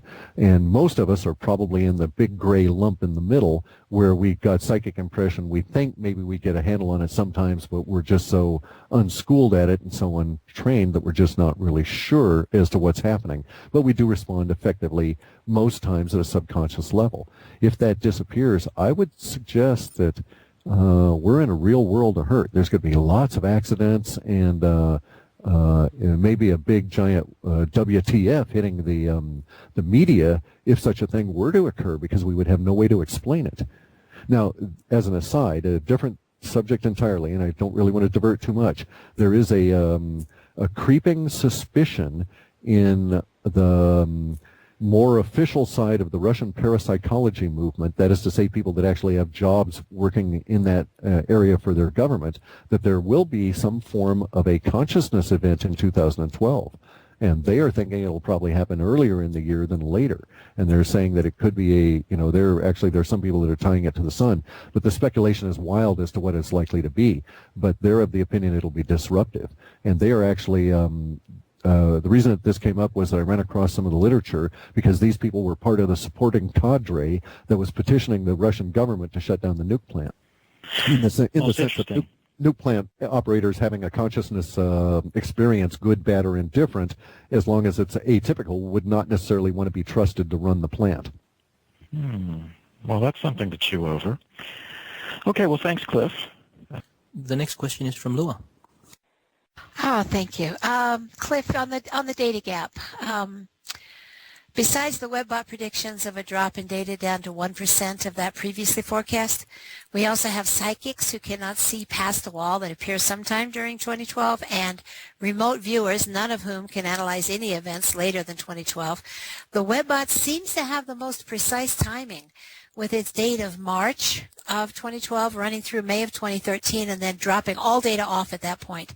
Have you had some more recent confirmation from your linguistics analysis that the data drop-off will manifest during March?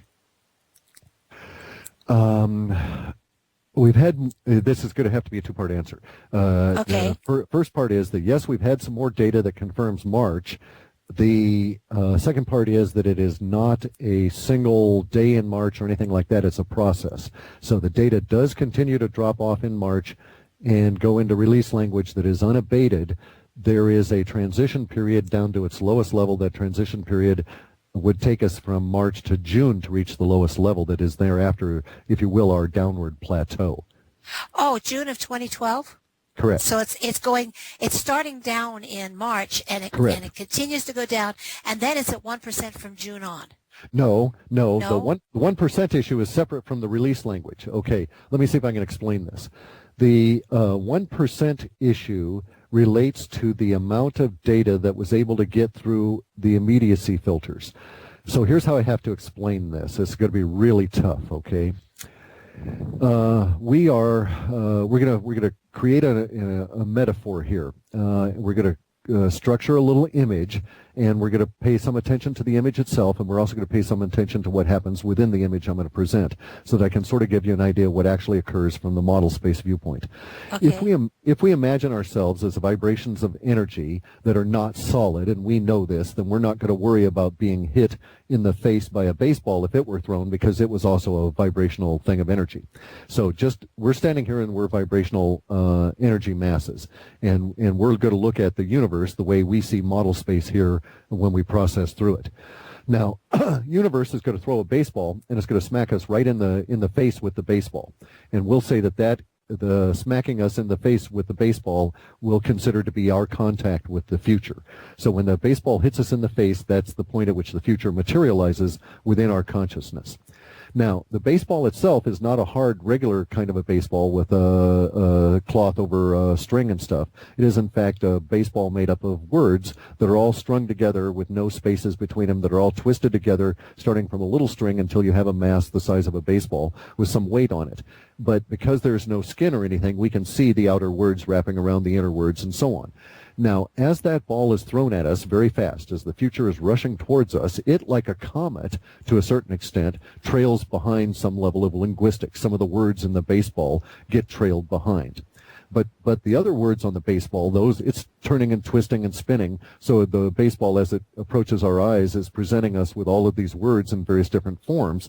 And the way we have to look at this is the following. When that baseball hits our face, a millimeter before it actually impacts us, that's the immediacy language, all of the words we can see on the skin of the baseball. When the baseball impacts our face, our eyes are actually at the point where we're not looking at the skin of the baseball anymore. We're looking at the words that are a third of the way into the baseball. And so that would be our shorter term data. And then all the way down at the core of the baseball are the little tiny words that are our longer term data. And we'll see those as the baseball passes through our immaterial body on its way to exit our immaterial head, and it trails behind some words. So from our viewpoint, what is actually occurring within model space with the 1% is that the level of immediacy value is that our vision is narrowing instead of expanding as the future rushes towards us. We don't know that there's going to not be any more language, but we do know that that we're no longer able to see the entire skin of the baseball just before it hits us. We can only concentrate on one or two words that are right in front of our face. And then we can no longer see when the baseball is half in our head. We can no longer see those words that are in the shorter term value. And then when it comes down to the longer term value, it's gone through us so fast that we're not able to grasp it. We've been using this analogy and discussing the effects here because it presents some interesting ways to look at what's happening. Maybe it's not the impact of the future that is causing our vision to narrow. It may be the speed at which the future is going through us, so to speak, that causes our vision to narrow, because our ability as conscious beings is set in the current state we're in, and we're not quite prepared for the future, that is to say time, to speed up. And so our eyes are not trained to read those words as fast as they're going to be presented to us. This would be one reason one description as to what we're looking at. In a sense, it is as though in looking at the baseball, we've suddenly put a funnel on our heads, and we're only seeing what's presented through the little tiny narrow opening of the funnel, which restricts our view down to 1%.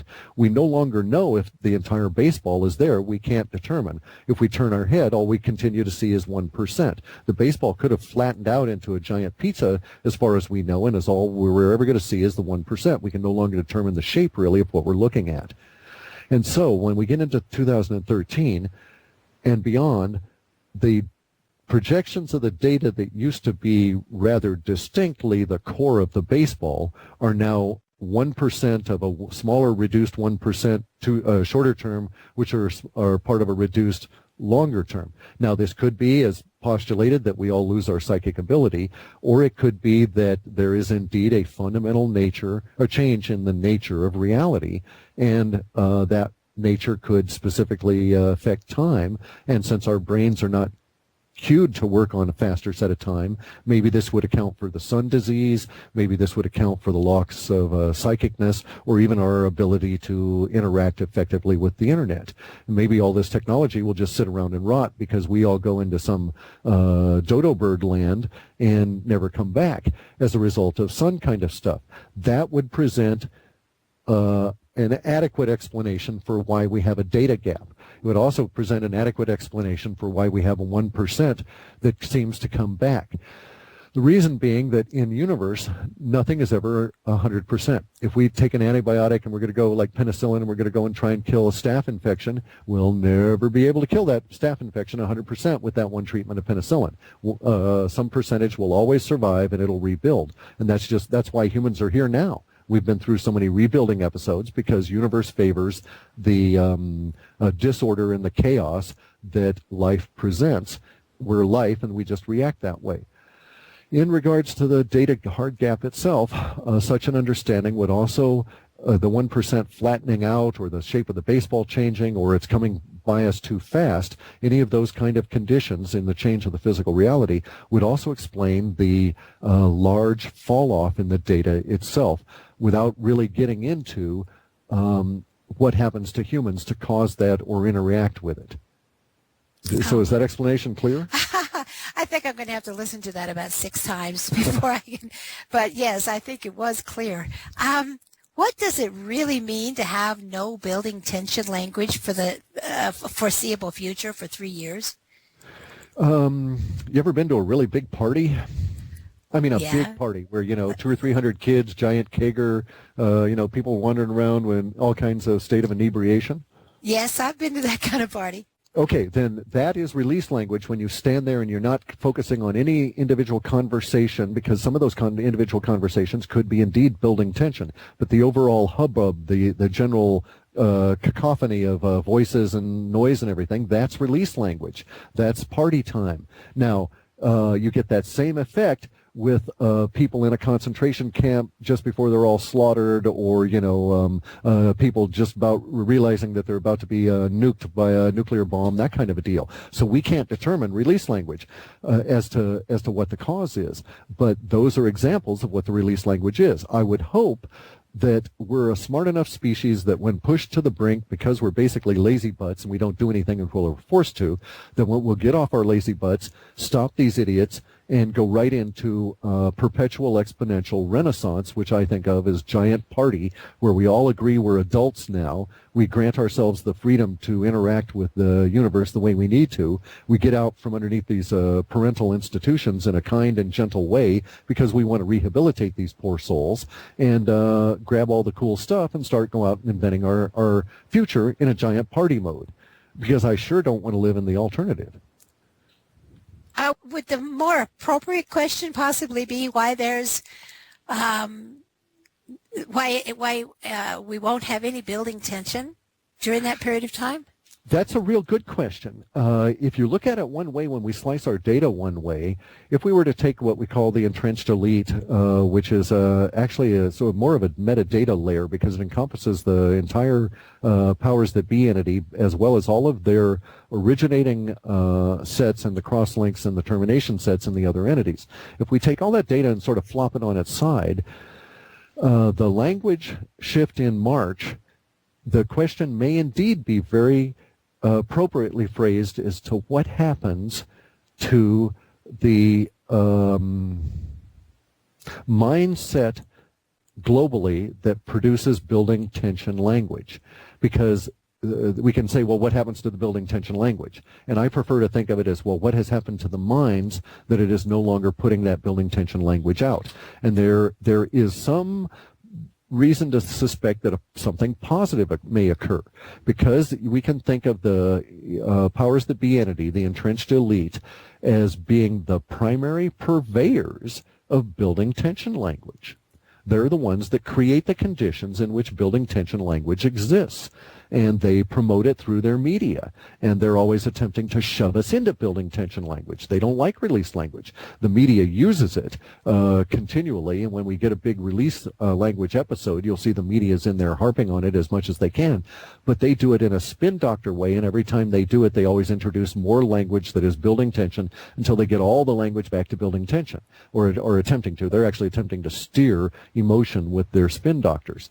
Now, one way to look at this is that they have an abysmal hard failure somehow, and we all go into release language as they are no longer attempting to control it, or no longer able to effectively push out building tension language. But I actually think that there's something grander going on at a much larger scale that prompts all of us as humans, even if that's the outcome, it prompts us to go and take the steps that lead to that outcome. Do you know, Cliff, this is the first time that I have felt a little bubble of excitement about the whole possibility. I can barely contain myself. Oh my goodness gracious, yeah. But you know, I don't want to project. Because I've always prided myself, and I shouldn't even say pride, I've always attempted as a method of operation to want to see universe unfold and try not to project. But boy, this is sure a time to want to project. Yes, it is. Oh, how exciting. Okay, well, thank you very much. Okay, the next question is from Green Meadow. Hi, Cliff. Hello? Oh, yeah. Hello. This question is actually from Fox, but I get to ask it. In our last interview with George Ure, he spoke of a lunch the two of you had, and George noticed a twinkle in your eye that had not been there before, and I think we're hearing a little bit of it. He said the glint was from the realization that the moment of decisive engagement is upon us, and it will likely be the time where we humans decide if we get off our collective knees and shun the shackles of slavery, or if we continue to meekly live under the thumbs of the entrenched powers and let them continue their dominion over us. Personally, I hope to live to see the resolution of this. However, I fear that the entrenched powers will pull out all the stops, including World War III or thermonuclear war. In this scenario, I'm afraid very few of us will survive. It would do my soul good to know that, indeed, we are successful in removing the virus of the entrenched powers.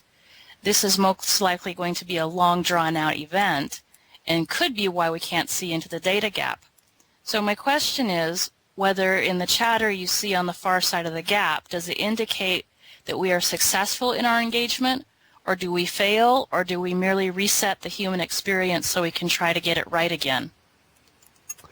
The data originally that had the longest term stuff came from, say, 2003 through about 2007. We started running into the immediacy fog in 2007 and didn't really understand what was going on until sometime in 2009.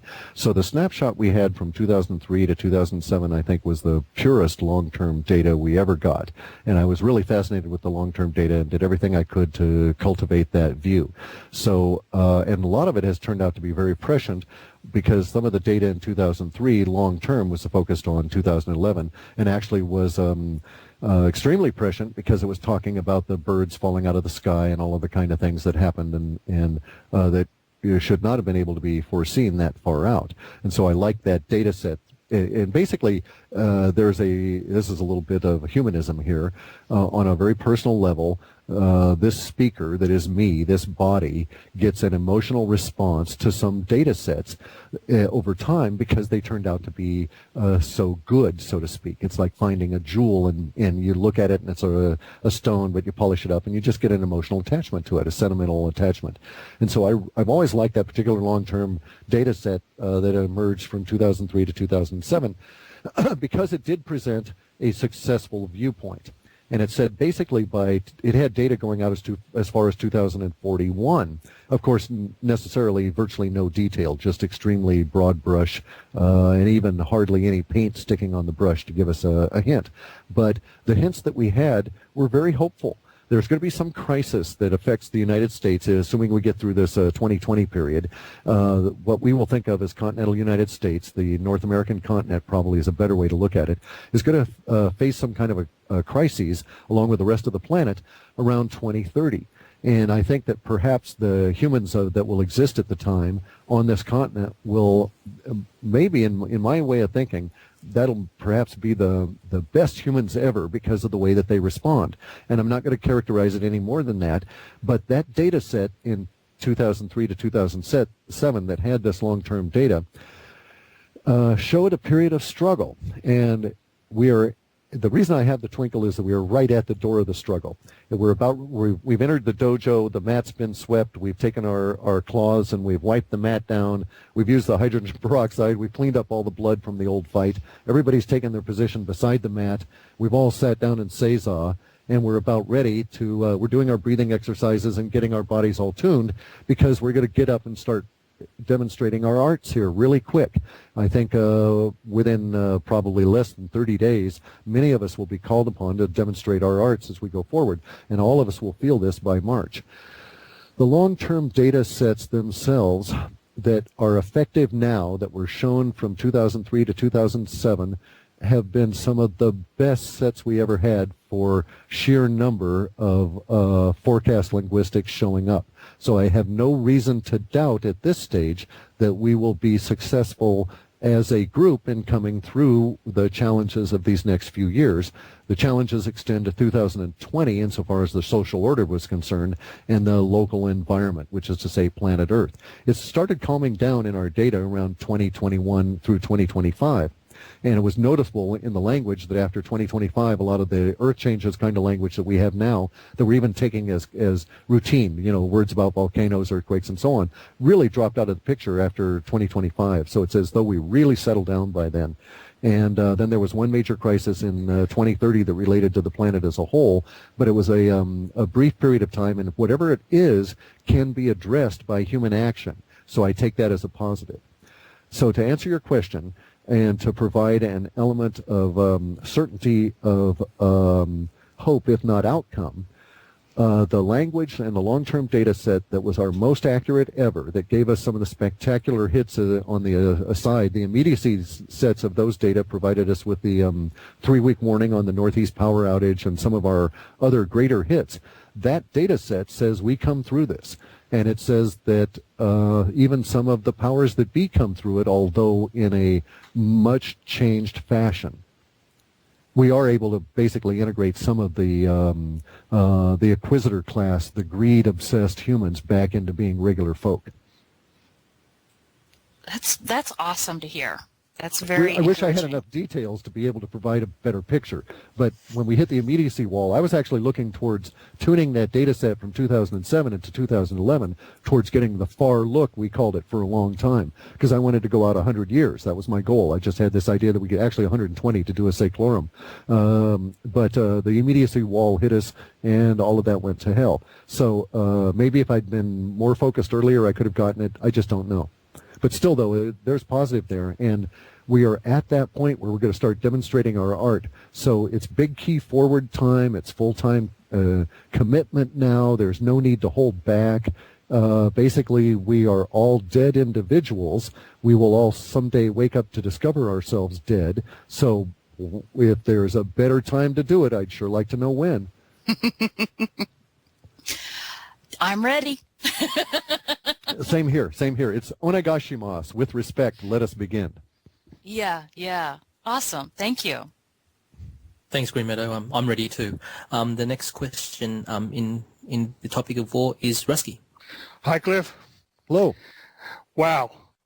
This has been one of the most interesting discussions, one of the best interviews that I've ever heard, and I've listened to many of your interviews. Thank you so much for giving us your time tonight, and I have to thank the rest for just being such good interviewers, for asking the right questions. It really gives a lot of insight into your. You guys Anyways, are good. I mean, I've got to say that. There's a lot of people you interview that I know from their linguistics, they tremble. They go out and they study for days just because they're afraid of you guys. And you are good. The questions you ask really involve a deep conversation, and I love it. Yeah, no, it's awesome. Anyways, my question is perhaps of a more prosaic nature. It's quite simple. When do the webbots describe release language such that it may be associated with scalar warfare in the Middle East? And how will this affect us in North America, South America, Europe, Asia, Africa? The first hints we get of that are in this weird, or not weird, but in the plateau of language that appears around the 2nd to 3rd of March and then extends to the point that it goes down into release language. So I suspect there's going to be a period of maybe 2 weeks or 3 weeks of Cuban Missile-style crisis brinksmanship sometime in March, or something, an analog of that in terms of the emotional language. Maybe it might be that there's been a solar crisis and it's not really warfare. Whatever it will be tension-wise, the scalar language appears then. The reason that I say mention the sun is we have a lot of language sets that are identical in the powers that be, in the populous entities, as well as in the space goat farts entity, and all of those sets are associated with scalar, but in the space goat farts entity, it's all solar driven. So we may experience scalar level effects that are solar driven, and we can't tell that in the language, but they start appearing in the language around the 2nd of March. At that point we're at a slightly curving plateau. The plateau itself, if we were to stretch it out, has a little tiny peak about the 11th or 12th of March, so almost close enough to the Ides of March that we might as well say the 15th. And then it continues flat out for a number of days, 5 or 6 days, and then it crashes near the equinox. And it's also muddied there. We can't say for sure which day it actually goes on. We don't have an hour and a time in this case because the data is just up and down with these release to building tension swings of some magnitude that are very intense and very shortly spaced. So back a few days, or back in November, in this last report, we talked about the November 22-hour release language that popped up, in which we had all of the further ramifications for as it manifest. It was all economic, and it was all about the MF Global and so on. If we were to eliminate the scalar language from the March view and just look at that language in March with its severe crocodile teeth that are just jammed together, there's virtually no space between the peaks and the trough of the teeth, so to speak, so it appears as a dark band when we plot the chart. And we looked at it economically. If we were to make an economic analogy to that, then we're looking at a period from March 2nd through to, say, the equinox on the 21st, in which we might be seeing the equivalent of 2,000 or 3,000 point swings in any index you care to name. If it's the Dow, it would be a 2,000 to 3,000 point swing on a day-to-day basis. It is that level of intense building tension language, but it's punctuated with these real sharp short terminating release languages, and they go, and then there's that last building tension, and then it goes into release language, just like over the past few days you would think it's going to stop and then rebound, only it doesn't. And that's the description that we have. Now the scalar language picks up around March 2nd. It is still effective when we go into release language. Maybe it's the sun. We can hope that. I hope that to be the case as well. That was a great answer, Cliff. Thank you. Sure. Thank you, Rusky. The next question is from Green Meadow. My next question is, in the current report you mentioned the death wave 1, and when I was young a psychic told me that we would be coming to a time where many souls would choose to leave the planet. Somehow I thought that that would mean that people would individually die of accidents or disease, but not in large groups. Then during the collapse of the former Soviet Union, it did kind of end up happening that way. 10 years later, there was a population decline, and that especially hit 50-year-old men. But there was no particular single cause. Do you think that the deaths in the future will be in large groups with large events, or many smaller things leading to many individual deaths? I think it's a wave. I think it's many smaller things, but I think that there actually is an overall guiding wave principle, and it's probably solar oriented. We can look at it in a particular way. Let's look at the analogy of we're all corks bobbing in the ocean. If we look at the movement of an individual cork up and down relative to its fellows, it may not be 100% perfectly entrained with its individual neighbors, but in mass they will behave in a wave fashion. And I think that it's the particle versus the wave issue here. Obviously, we die as individuals. Every individual's death is the end of the universe as far as they're concerned for that brief period of time as they transit. And we cannot die in groups. You come into the world alone, into materium alone, and you exit that way. However, it may not be quite that simple. There are suggestions within many enlightenment experiences and a lot of literature written about them in various different traditions that we are not individual souls, as may be misinformation promulgated by the faith-based religions. Rather, instead, it's more like the situation that Kurt Vonnegut described with his grand falloons, where you have all these self-organizing socks that you're simply not aware of, or self-organizing collectives you're not aware of, that you're a member of. And the universe is moving you around in this collective, and that in fact none of your actions are independent of the other 8 people that are part of your collective, and you're just totally oblivious to it and unaware of it. And when those 8 people die, so do you, because you all are part of basically a larger, greater consciousness at some level that really anything further is speculation in terms of how it all works and so on. There's 2 interesting things to note about this, though. The way in which the idea is expressed by Vonnegut has its analog going back to a very scientific discussion in a bunch of Sanskrit text that actually describe how karma affects and how souls move and so on. So I wrote the Death Wave 1 because actually the data shows 3. But the Death Wave 1 was I think very much as a situation of those people within their greater collective, their grand falloons, deciding that they're tired, they've had it, they've learned what they need, or for whatever reason, and those as individuals are all deciding to check out now. At the greater level, though, one way to look at it might be that the vibrational waves that are those individuals, that are those beings, are being affected by the vibrations from the sun, and the sun, for whatever purpose of materium and universe, is sending out information that makes those individuals wish to check out now. Basically kind of in a way saying that, yeah, they're leaving now. They may not necessarily be tired of life or whatever, but their karmic journey at this point is done, and they're going to go on to their next phase.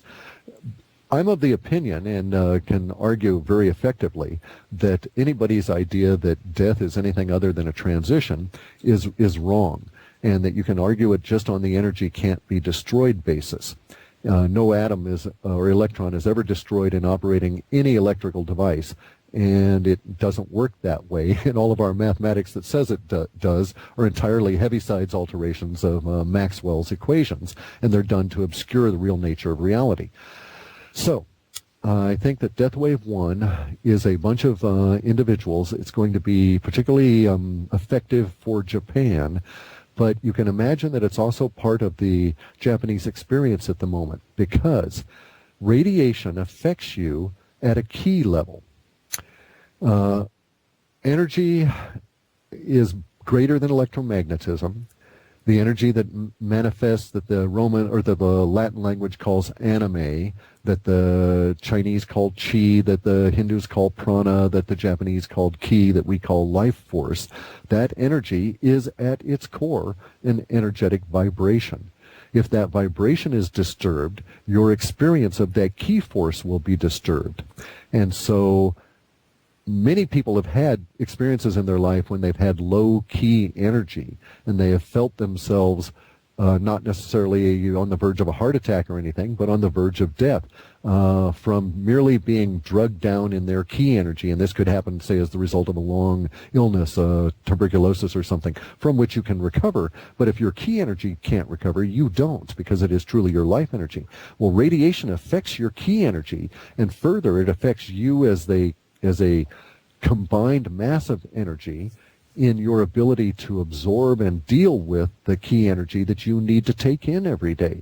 So it is not surprising that the data seem to show that the next immediate nexus of Death Wave 1 will be Japan in a Chernobyl-like fashion, as the radiation is affecting the ki of a lot of individuals. And of course, as you get older, unless you do take steps to engender ki force by doing things like Ni Kung or Qigong or any of these traditions, your body and your consciousness has less ki available to it, and it has less ability to deal with it. So the old and the extremely young people will be those that will be affected by this death wave. Fortunately for the mass of Japanese alive now, the data does show that the young Japanese will be going through a social evolution here that'll happen very rapidly. Many people will say it's going to be very much like the Arab Spring. It will not relate to politics at all. It will relate entirely to the Japanese preservation of their own DNA and what steps they're going to take as a racial subgroup. Emigration, we think. Wow. Well, I can see that as a culture they need to pull together to figure something out. The death wave, again, it's, we're lazy butts. We're creatures of habit and stasis until the stasis is changed. The death wave will change the stasis, and they're going to have to stop fishing in the river of denial and look at what they're swimming in. Yeah. So do you have any clues to death wave 2 or 3? Not that I'm willing to talk about. Okay. And it's not mysterious or anything. I don't want to project what may not manifest. And it may not we won't be able to say which way we're going to go until we're sometime into April, probably.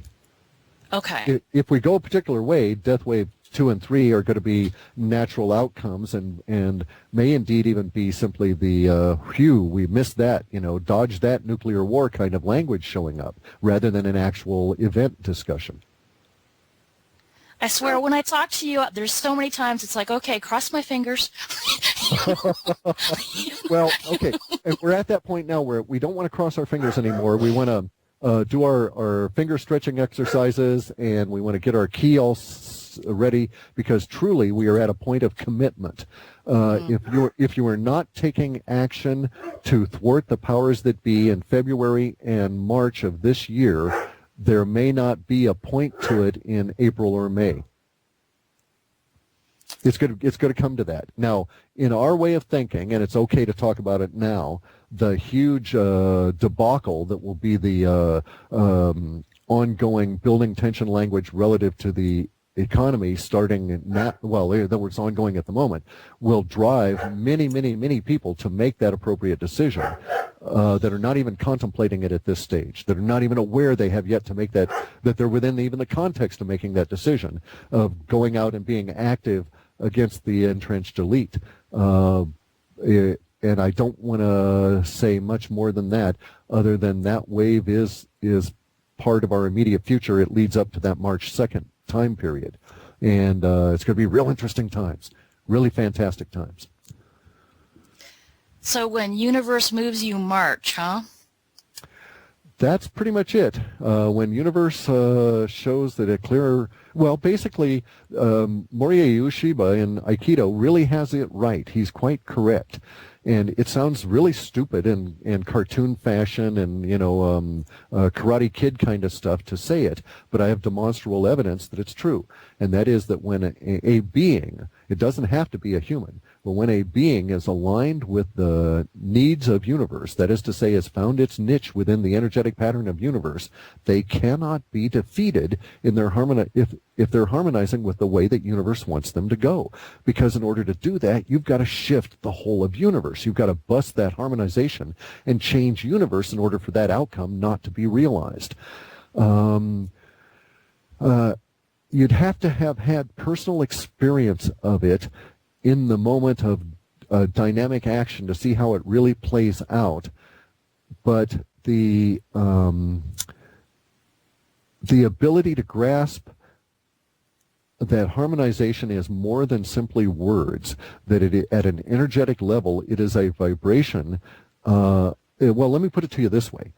The powers that be recognize this, and they are very much afraid of it. And this is why our current Gandhi And everybody is going to dispute me, and I know that some individuals out there with whom I've had discussions will rant and rail at me and say it's because of certain things that are affecting my consciousness that I have this opinion. However, the person on the planet at the moment that the powers that be are treating as though they treated Gandhi is David Icke. They have and are using the same techniques on him as they used on Gandhi. They are as afraid of him as they are as afraid of Gandhi. They are as reluctant to kill him as they were as reluctant to kill Gandhi. And they went through great lengths to assassinate Gandhi, many, many, many hands removed from the actual assassination, and still it caused their empire problems for 15 or 18 years after they did that act, and they are aware of it. In fact, the assassination of Gandhi is what led to the overthrow of the Shah through the British Crown because of problems they were having. So they are aware that when humans harmonize with a basic goal of universe, they're at a level that we cannot appreciate, undefeatable and untouchable.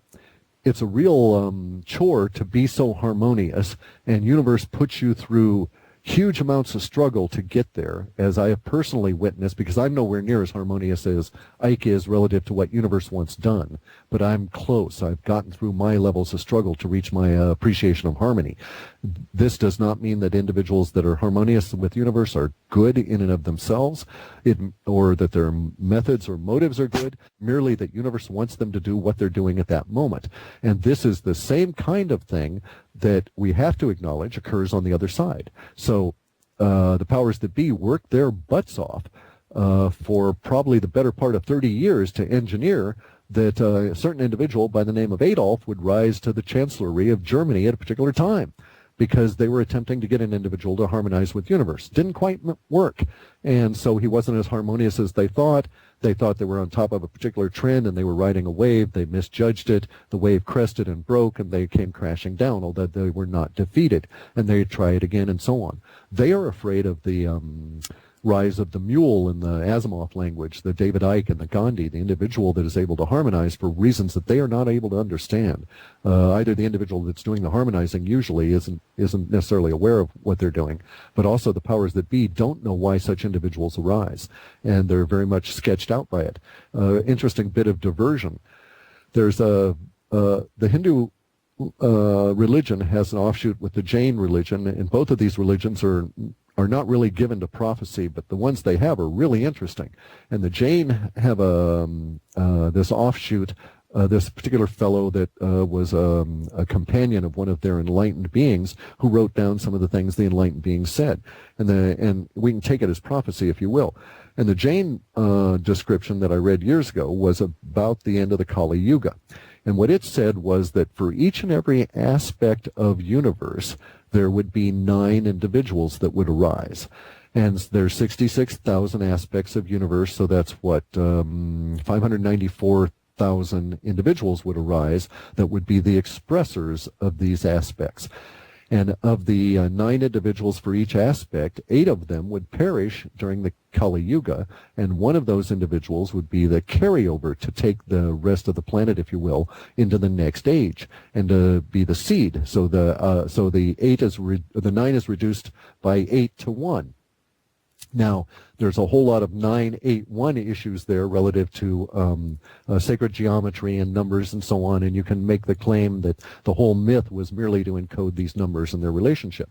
Nonetheless, a lot of the prophetic description that goes along with that that's in that book describes individuals that are wittingly or not harmonious with universe and end up, oh, well, I got to do it. Universe wants me to do it. I'll just shut up and do it.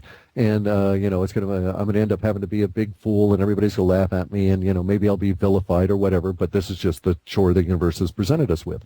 David Icke is such an individual. And I know this not from my own personal understanding, but from the linguistics as to how the people are discussing him at the minion level and above. And I can find exactly the same language replicated in the idiom of its day from the powers that be about Gandhi. Wow. Just an interesting little aside. Yeah. So the powers that think Ike is in tune with universe, and they're afraid to touch him. They're going to annoy the crap out of him, but I don't think they'll ever assassinate him. Well, good. So in being in tune with the universe, I'm kind of feeling like that you be in tune with the universe with your gut versus with your mind.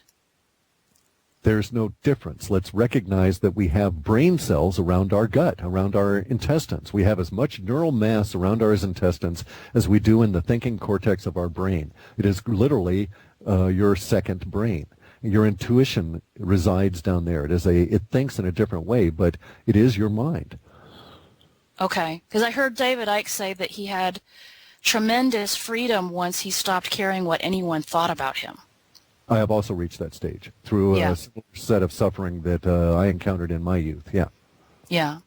And it's true. That's true. Once you break through the paternalistic constraints and impositions that are placed on you by the outside, a huge amount of freedom comes rushing at you. And then the next thing that comes rushing at you is the overwhelming horror of the responsibility you now have. And it takes you a number of years just to chew that and digest it all, the responsibility thing. And regardless of what anybody may say about Ike, his motives, or anything like that, this is an individual that has gone through both of those phases. And so he's had at least that same level of the enlightenment experience that I've had. I think he's gone further, had more of such experiences, but we at least share that. So I know that he is at least as harmonious as possible with the universe at that level. Universe is, he's what do they call him? Shiva's dogs. He's he's a good Shiva's dog, as I am. Okay. Then we coming to our last question, and this is about the new energies and lights. Mm-hmm. And I don't know if you're familiar with Paul Muir, but yes, you said okay, good, because you said in your last report that humans are reacting to photonic light inputs, and Paul Muir has said that in the past that a star in Taurus turned supernova around 3100 BC, and that our planet received particles and photons which acted on our magnetic field from that event. That the light from the event caused people to see a second sun around 1054. He states that due to the weakening of the heliosphere, we are now getting more particles and protons from space, causing the current increase in this Earth's rotational speed. He also thinks that due to the cyclic nature of the universe, that there could be a similar event from Betelgeuse or Orion or the Crab Nebula Taurus, thus recharging the Earth's magnetic field. His research provides evidence which suggests that in the past, when the planet's magnetic field was stronger, people were able to see and feel and work with energy. Do any of these ideas line up with what you've gathered about the photonic light meme? They do to some degree, let's just say about half. About half of the ideas are within the language that's being expressed. I would also agree that in a stronger magnetic field, a different set of physical reality constraints are possible. In a stronger magnetic field, we may find that sound actually could be used to transport material goods because the sound could be magnetically controlled and so on. So that I do find credible. I have no way of validating whether or not, and we don't see anything in the data suggesting the name of any star as being a potential source for this, or a supernova eruption, or even specific energy types. Because you have to understand that even if he were 100% correct, we would never be able to tell from our data. At most, we would just be able to get, as we are now, a vague hint that some of his language has shown up. The reason being that we are getting our reports of the photonics and the lights and new light energy and to that extent the new electrics and everything out of the Space Goat Farts entity, which is masked at its archetype level by the unknown and the officially denied. And the officially denied archetype context is so large that it has a tendency to obscure a lot.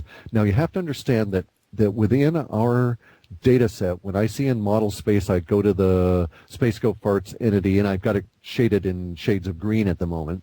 And so I go and I look at it, and it's got some very intense, bright international safety green areas, the highlighted intense areas that I want to go and look at.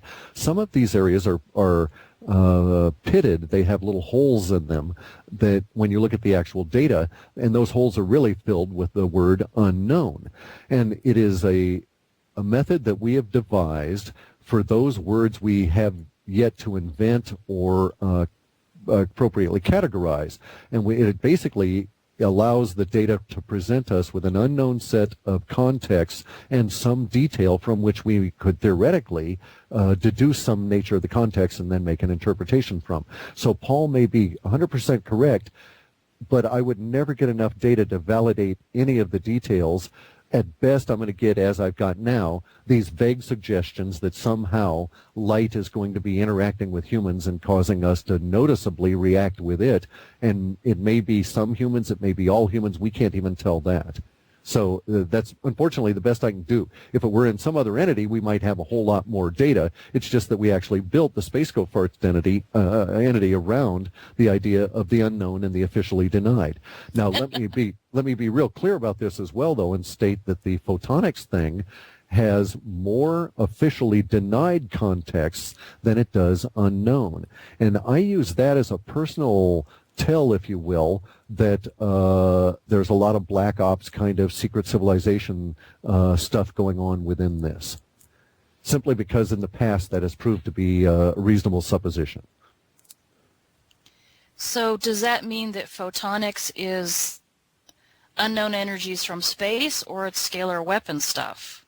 The scalar weapons is a subset of the unknown energies from space, as is the photonics. They are at an equal level. There are words that they share in common, but it does not mean that there's a common causal effect. In other words, scalar weapons frequently involve the same kind of science that is used to discuss photonic energies coming from the sun, because they operate at a scalar level. And so since that same science language is in both places, we can't really tell. Sort of makes sense? So we're just getting in a new paradigm of understanding about... I would agree with that, except that we do have some language that's in the immediacy values that shade into the shorter term that suggests that there's an actual transition, not necessarily an event, but certainly an aha moment relative to something that has recently occurred. The occurred part is... let me back up, and I'll give you a real key element of our understanding of data in the lexicon here that will absolutely drive our competitors nuts, because I don't think I've ever mentioned it before. Our data structure and language is based around the language on the planet that has the most words related to time and most words related to nuance of time. And we took our model of time and how words relate from that language, and this is Latin. And because Latin has this really arcane structure, that all of the arcanity goes to the ability to deal with words relative to time in very fine degree, very surprising detail of degree for societies, for a language that was based on from a society that didn't have watches, didn't have mechanistic understanding of time. Yet these people have words that were even more astutely applied than the Greeks' idea. And the Greeks were very good at understanding time, the nature of it, the flavor versus the mechanistic, and so on. Well, getting back to the Latins, the Latin have the idea of a perfect declension. A perfect is a already actively completed that can be described in the words having occurred or having happened. So it's an active past tense. We have that active past tense encoded in our data and how we look at words, and that's what we're looking at in the upcoming transition. It's not merely a recognition of something that is out and about, like, oh, hey, there's a new plant, we've never seen that plant before, hooray. It's more as though, geez, my eyes are suddenly perceiving ultraviolet, now I see there are plants growing in ultraviolet that I've never seen before. And so there's a different thing there. It had occurred that we were suddenly able to see the plant, as opposed to, oh, our consciousness consciousness just kind of settled on the plant for the first time. And we have that level of subtle distinction within our language. So there is a transition of some sort that is coming that's associated with the photonics. This is why I would tend to think that it's much more like a Paul's description of, the magnetosphere being changed such that tweaks how our brains work, as opposed to us just having the sudden realization that, the speed of light is not constant, something like that.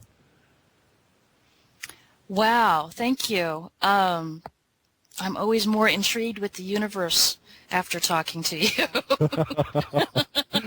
Well, I once had a guy say that, your head is just a big hole that leaks out in the universe, and I don't think he was wrong. But a good time is had by all. Thank you so much. There you go. It may be a hole. Cliff, as a final question, as we approach the year 2012, year of transition and the period when monuments will be built for humans, is there anything you would like to tell us or add to this interview? Actually, let me take a quick second here to look over my notes. As is usual, I've made at least 5 pages, none of which we've used at all. We have, one of the things we need to think about here in general is that we're at a part of time where the old order can be thought of in a very interesting new duality or dichotomy. And we can now start thinking of the period of time we're in as bio versus mecho. And the mechos are the old world order that wants the whole universe to work on the mechanized consumption of time in 1 second increments that leads to everything we have now that we hate about our common collective society, the cube farms, the death by wars, and all of this kind of thing. That is directly a result of the mecho way of imagining the universe, that we live in a dead universe that is mechanistically a big machine, and we're just little critters crawling through the machine, attempting not to get crushed by the cogs. And what is actually happening in through the point of March, and will become very much apparent by the March 2013, is that humans are going to go through a paradigm shift to where we're going to suddenly, or not suddenly because a lot of us are there already, but we're in mass, we're going to go from from visionaries through the early adopter stage. We're going to cross the gap and go to main absorption of the concept of bio. And that is to say that the whole universe as a living organism, which we must acknowledge our intimate ties to and learn how to live in. Now, this presents us with a paradigm shift that is as great as the paradigm shift as the poor kids that stumble out of high school and say, basically, what the fuck? They're just saying, what the hell am I going to do now? The whole world's open to us. We don't know what's going on. Everything we learned in high school was really crap and pablum just to keep our minds occupied until we got out, and we are no longer the responsibility of the teachers. And now, what are we going to do? We are facing that level of mental discontinuity over this year. And if we handle this correctly and harmonize with universe, we will see that the way to salvation for all of us is not an external savior. And in fact, if one showed up, if those bastards from Betelgeuse or Orion show up in their spaceships and say, hi, y'all, we're here to fix things, I'm going to be one of those raspy bastards that's going to say, no, we have the skills to do this ourselves. You all can sit back and watch, but don't interfere. It's up to us to do so, because if we don't do this, we will never grow as a species. And we are right on the cusp. There's enough of us that are awake that we can push the rest of the mass just by our actions, by leading, not by actually shoving people, but by getting them out of our way and stomping on ahead and letting them follow our trails to where they will understand that the way to examine universe, if you change your paradigm, universe will reveal itself to you. As long as you have the mecho paradigm on your head, you are a slave of the powers that be that want you to think that way. But the minute you remove it from yourself, you're instantly free. Freedom brings chaos and disturbance and fear, but it's a hell of a rush, and it's great, and there's a lot of responsibility, and we can do good things with it. And I truly think that of all of the last work since 1994, since I've been involved in all of this stuff, is leading us up to this particular point in this March. If there are reports after that in March, I'll be very much surprised, because I think universe will have moved us to the point where it will supersede the need for them. And we're all going to be a part of this transition, whether we like it or not. It really truly is a test in the way we have tests on in Aikido, where you test your skill. Now, there's one other thing here that I've noticed, and that's getting back to the material part of things, right? And that's the moon. You're going to see a lot of information coming on out about the moon and some anomalies.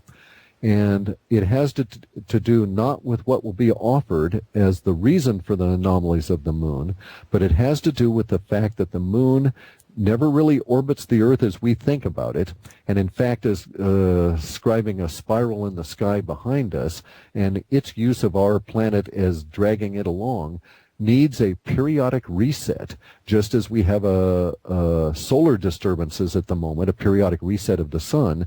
We have to reset our relationship to the moon periodically, or rather the moon has to reset itself to us and catch up, and that's what causes these anomalies. That again is even more evidence that it's under intelligent control. Now tomorrow we have a very staggering situation with a lunar eclipse that the data has suggested for perhaps 2 years, and we didn't know it was focused on this particular eclipse, but has suggested for about 2 years that there's going to be something odd about it relative to science, so that scientists are going to project one thing and that will not manifest. And it's not a particularly good temporal marker or any of that. It's just going to be really interesting. And I think that the part that interests me the most is that one of the explanations that will be not considered is that the moon sort of jumped ahead a little tiny bit just to stay where it should have been relative to our understanding. And it's going to be cool as hell, but unfortunately it'll be associated with earthquakes and a couple of volcanic activity down here as a necessity as the Berry Center is shifted. Okay, any chance of New Madrid? Any chance of New Madrid tomorrow? Yeah. There's a chance of, very definitely a chance of that. It'll depend on where we are relative to when the eclipse happens, because see, here's the problem. The total lunar eclipse is not East Coast effective, it's not Central effective, it's West Coast effective. If it is far enough off the coast of the far enough off the West Coast at a particular point when there is an alignment, then it means that the New Madrid fault would be 120 degrees out of phase, and that's when earthquakes happen. So I think of all of the times for earthquake predictions that would predict about the New Madrid, this would be one of those times when such predictions would most likely come true. I'm not making such a prediction that a New Madrid would go, but of all of the times of highest probability, this particular lunation and solar eclipse that we're facing over this next day and its after effect will be the highest potential for that. Again, though, I don't know the math. I don't know how effective it's going to be, how far off the coast. It would have to be almost to the point of Hawaii to have New Madrid at the 120-degree trine mark for the energies. And that, I think, would be required. I can be wrong in terms of what's required to trigger New Madrid. The last time I looked at the lunation and the eclipse, it was not going to be full as far as Hawaii, so I was thinking that there was less of a probability, although it's still heightened. And having said that, in your last report, you said that megastorms were even more impactful than earthquakes. So what did that say about the future? Interesting times. Correct. The expansion of the planet and the megastorms are going to bring out the reason they were more impacting was just on the language that's going to bring out the dollar amounts. And so the earthquakes are certainly long-lasting and cause lots of damage, but the immediate the thing about earthquakes is you have damage, and then 2 days later you know your bridge has fallen down, but you don't know its total dollar estimate. They start making estimates right away, but it isn't until maybe 2 years later when you finally have rebuilt the bridge that you have an understanding of the dollar value involved. That's not the way windstorms are usually handled, because the types of damage that windstorms do are usually to much more surface infrastructure where the damage is totaled up a lot quicker. And so that's why we have the windstorm showing being more problem simply on the total amount of damage that's reported through the sets that we get that information in.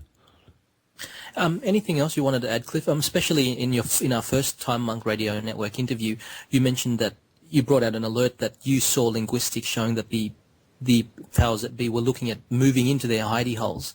Has that continued, and is that something that you're looking at? We're seeing that all the way through February. I suspect that we'll see. We will all, as we're observers, be treated to missing celebrities, where all of a sudden you'll say, I haven't seen so and so for a couple of months in the press, that kind of thing. And it's they're making their shifts now, and they're moving in some haste. We see this actually. I've got friends that are in certain lines of work where we have weird anomalies showing up in terms of the mega rich doing things that are totally atypical, totally out of the patterns that should exist. You should not, for instance, have the mega rich in 200 and 300 foot yachts heading north at the end of the sailing season. And they have done so in some considerable number, and a lot of those yachts are still tooling around in far northern waters when they should not be, and it's a very unusual pattern. Hopefully, when the linguistics he reach a certain threshold, maybe you can send us a warning that, hey, maybe things might be time to go. But I guess it's mute because the data gap's probably when it's going to start.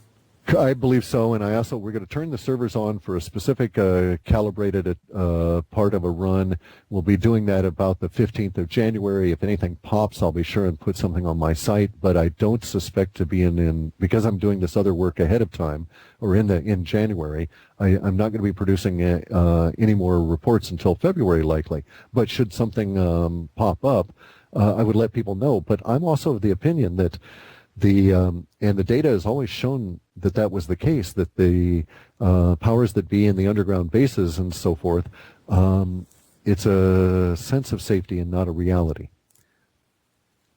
So going underground is not surety that it's going to save you from any of these effects. For instance, if indeed we were looking at a mental effect from the sun that was to be caused by, say, gamma rays or neutrinos zipping through your brain, those neutrinos are going to go right through your 5 feet of soil and your steel container underground and right through your brain right there. Yep, depends on your karma, definitely. Correct. Thank you again for being generous with your time tonight, Cliff. I think you're very modest when you say, and I think your influence is every bit as important as David Icke's, to be honest. Ushiba-san said, day after day, train your heart out, refining your technique, use the one to strike the many. That is the discipline of the warrior. A true warrior is always armed with 3 things: the radiant sword of pacification, the mirror of bravery, wisdom, and friendship, and the precious jewel of enlightenment. The only certainty in life is change. Some people will try and confront and resist change, but the smart ones, hopefully like us, will flow with it and use its energy to self-balance. On behalf of Fox and all the members of the Webbot Forum, thank you, sir. May you and your family have many pies to come. Thank you very much, guys. I'm very humbled to show up anytime you ask for me. You're a very challenging group of intellects, no question. And by the way, we all grow through challenge. So never, ever do I want to sway from accepting those. Big key forward, grab into it, and go. Thank you, Cliff. Thank you so much. Thank you, guys. Cliff. Wow. Thanks. Thanks. Thanks much, Cliff. Yeah. Until next time.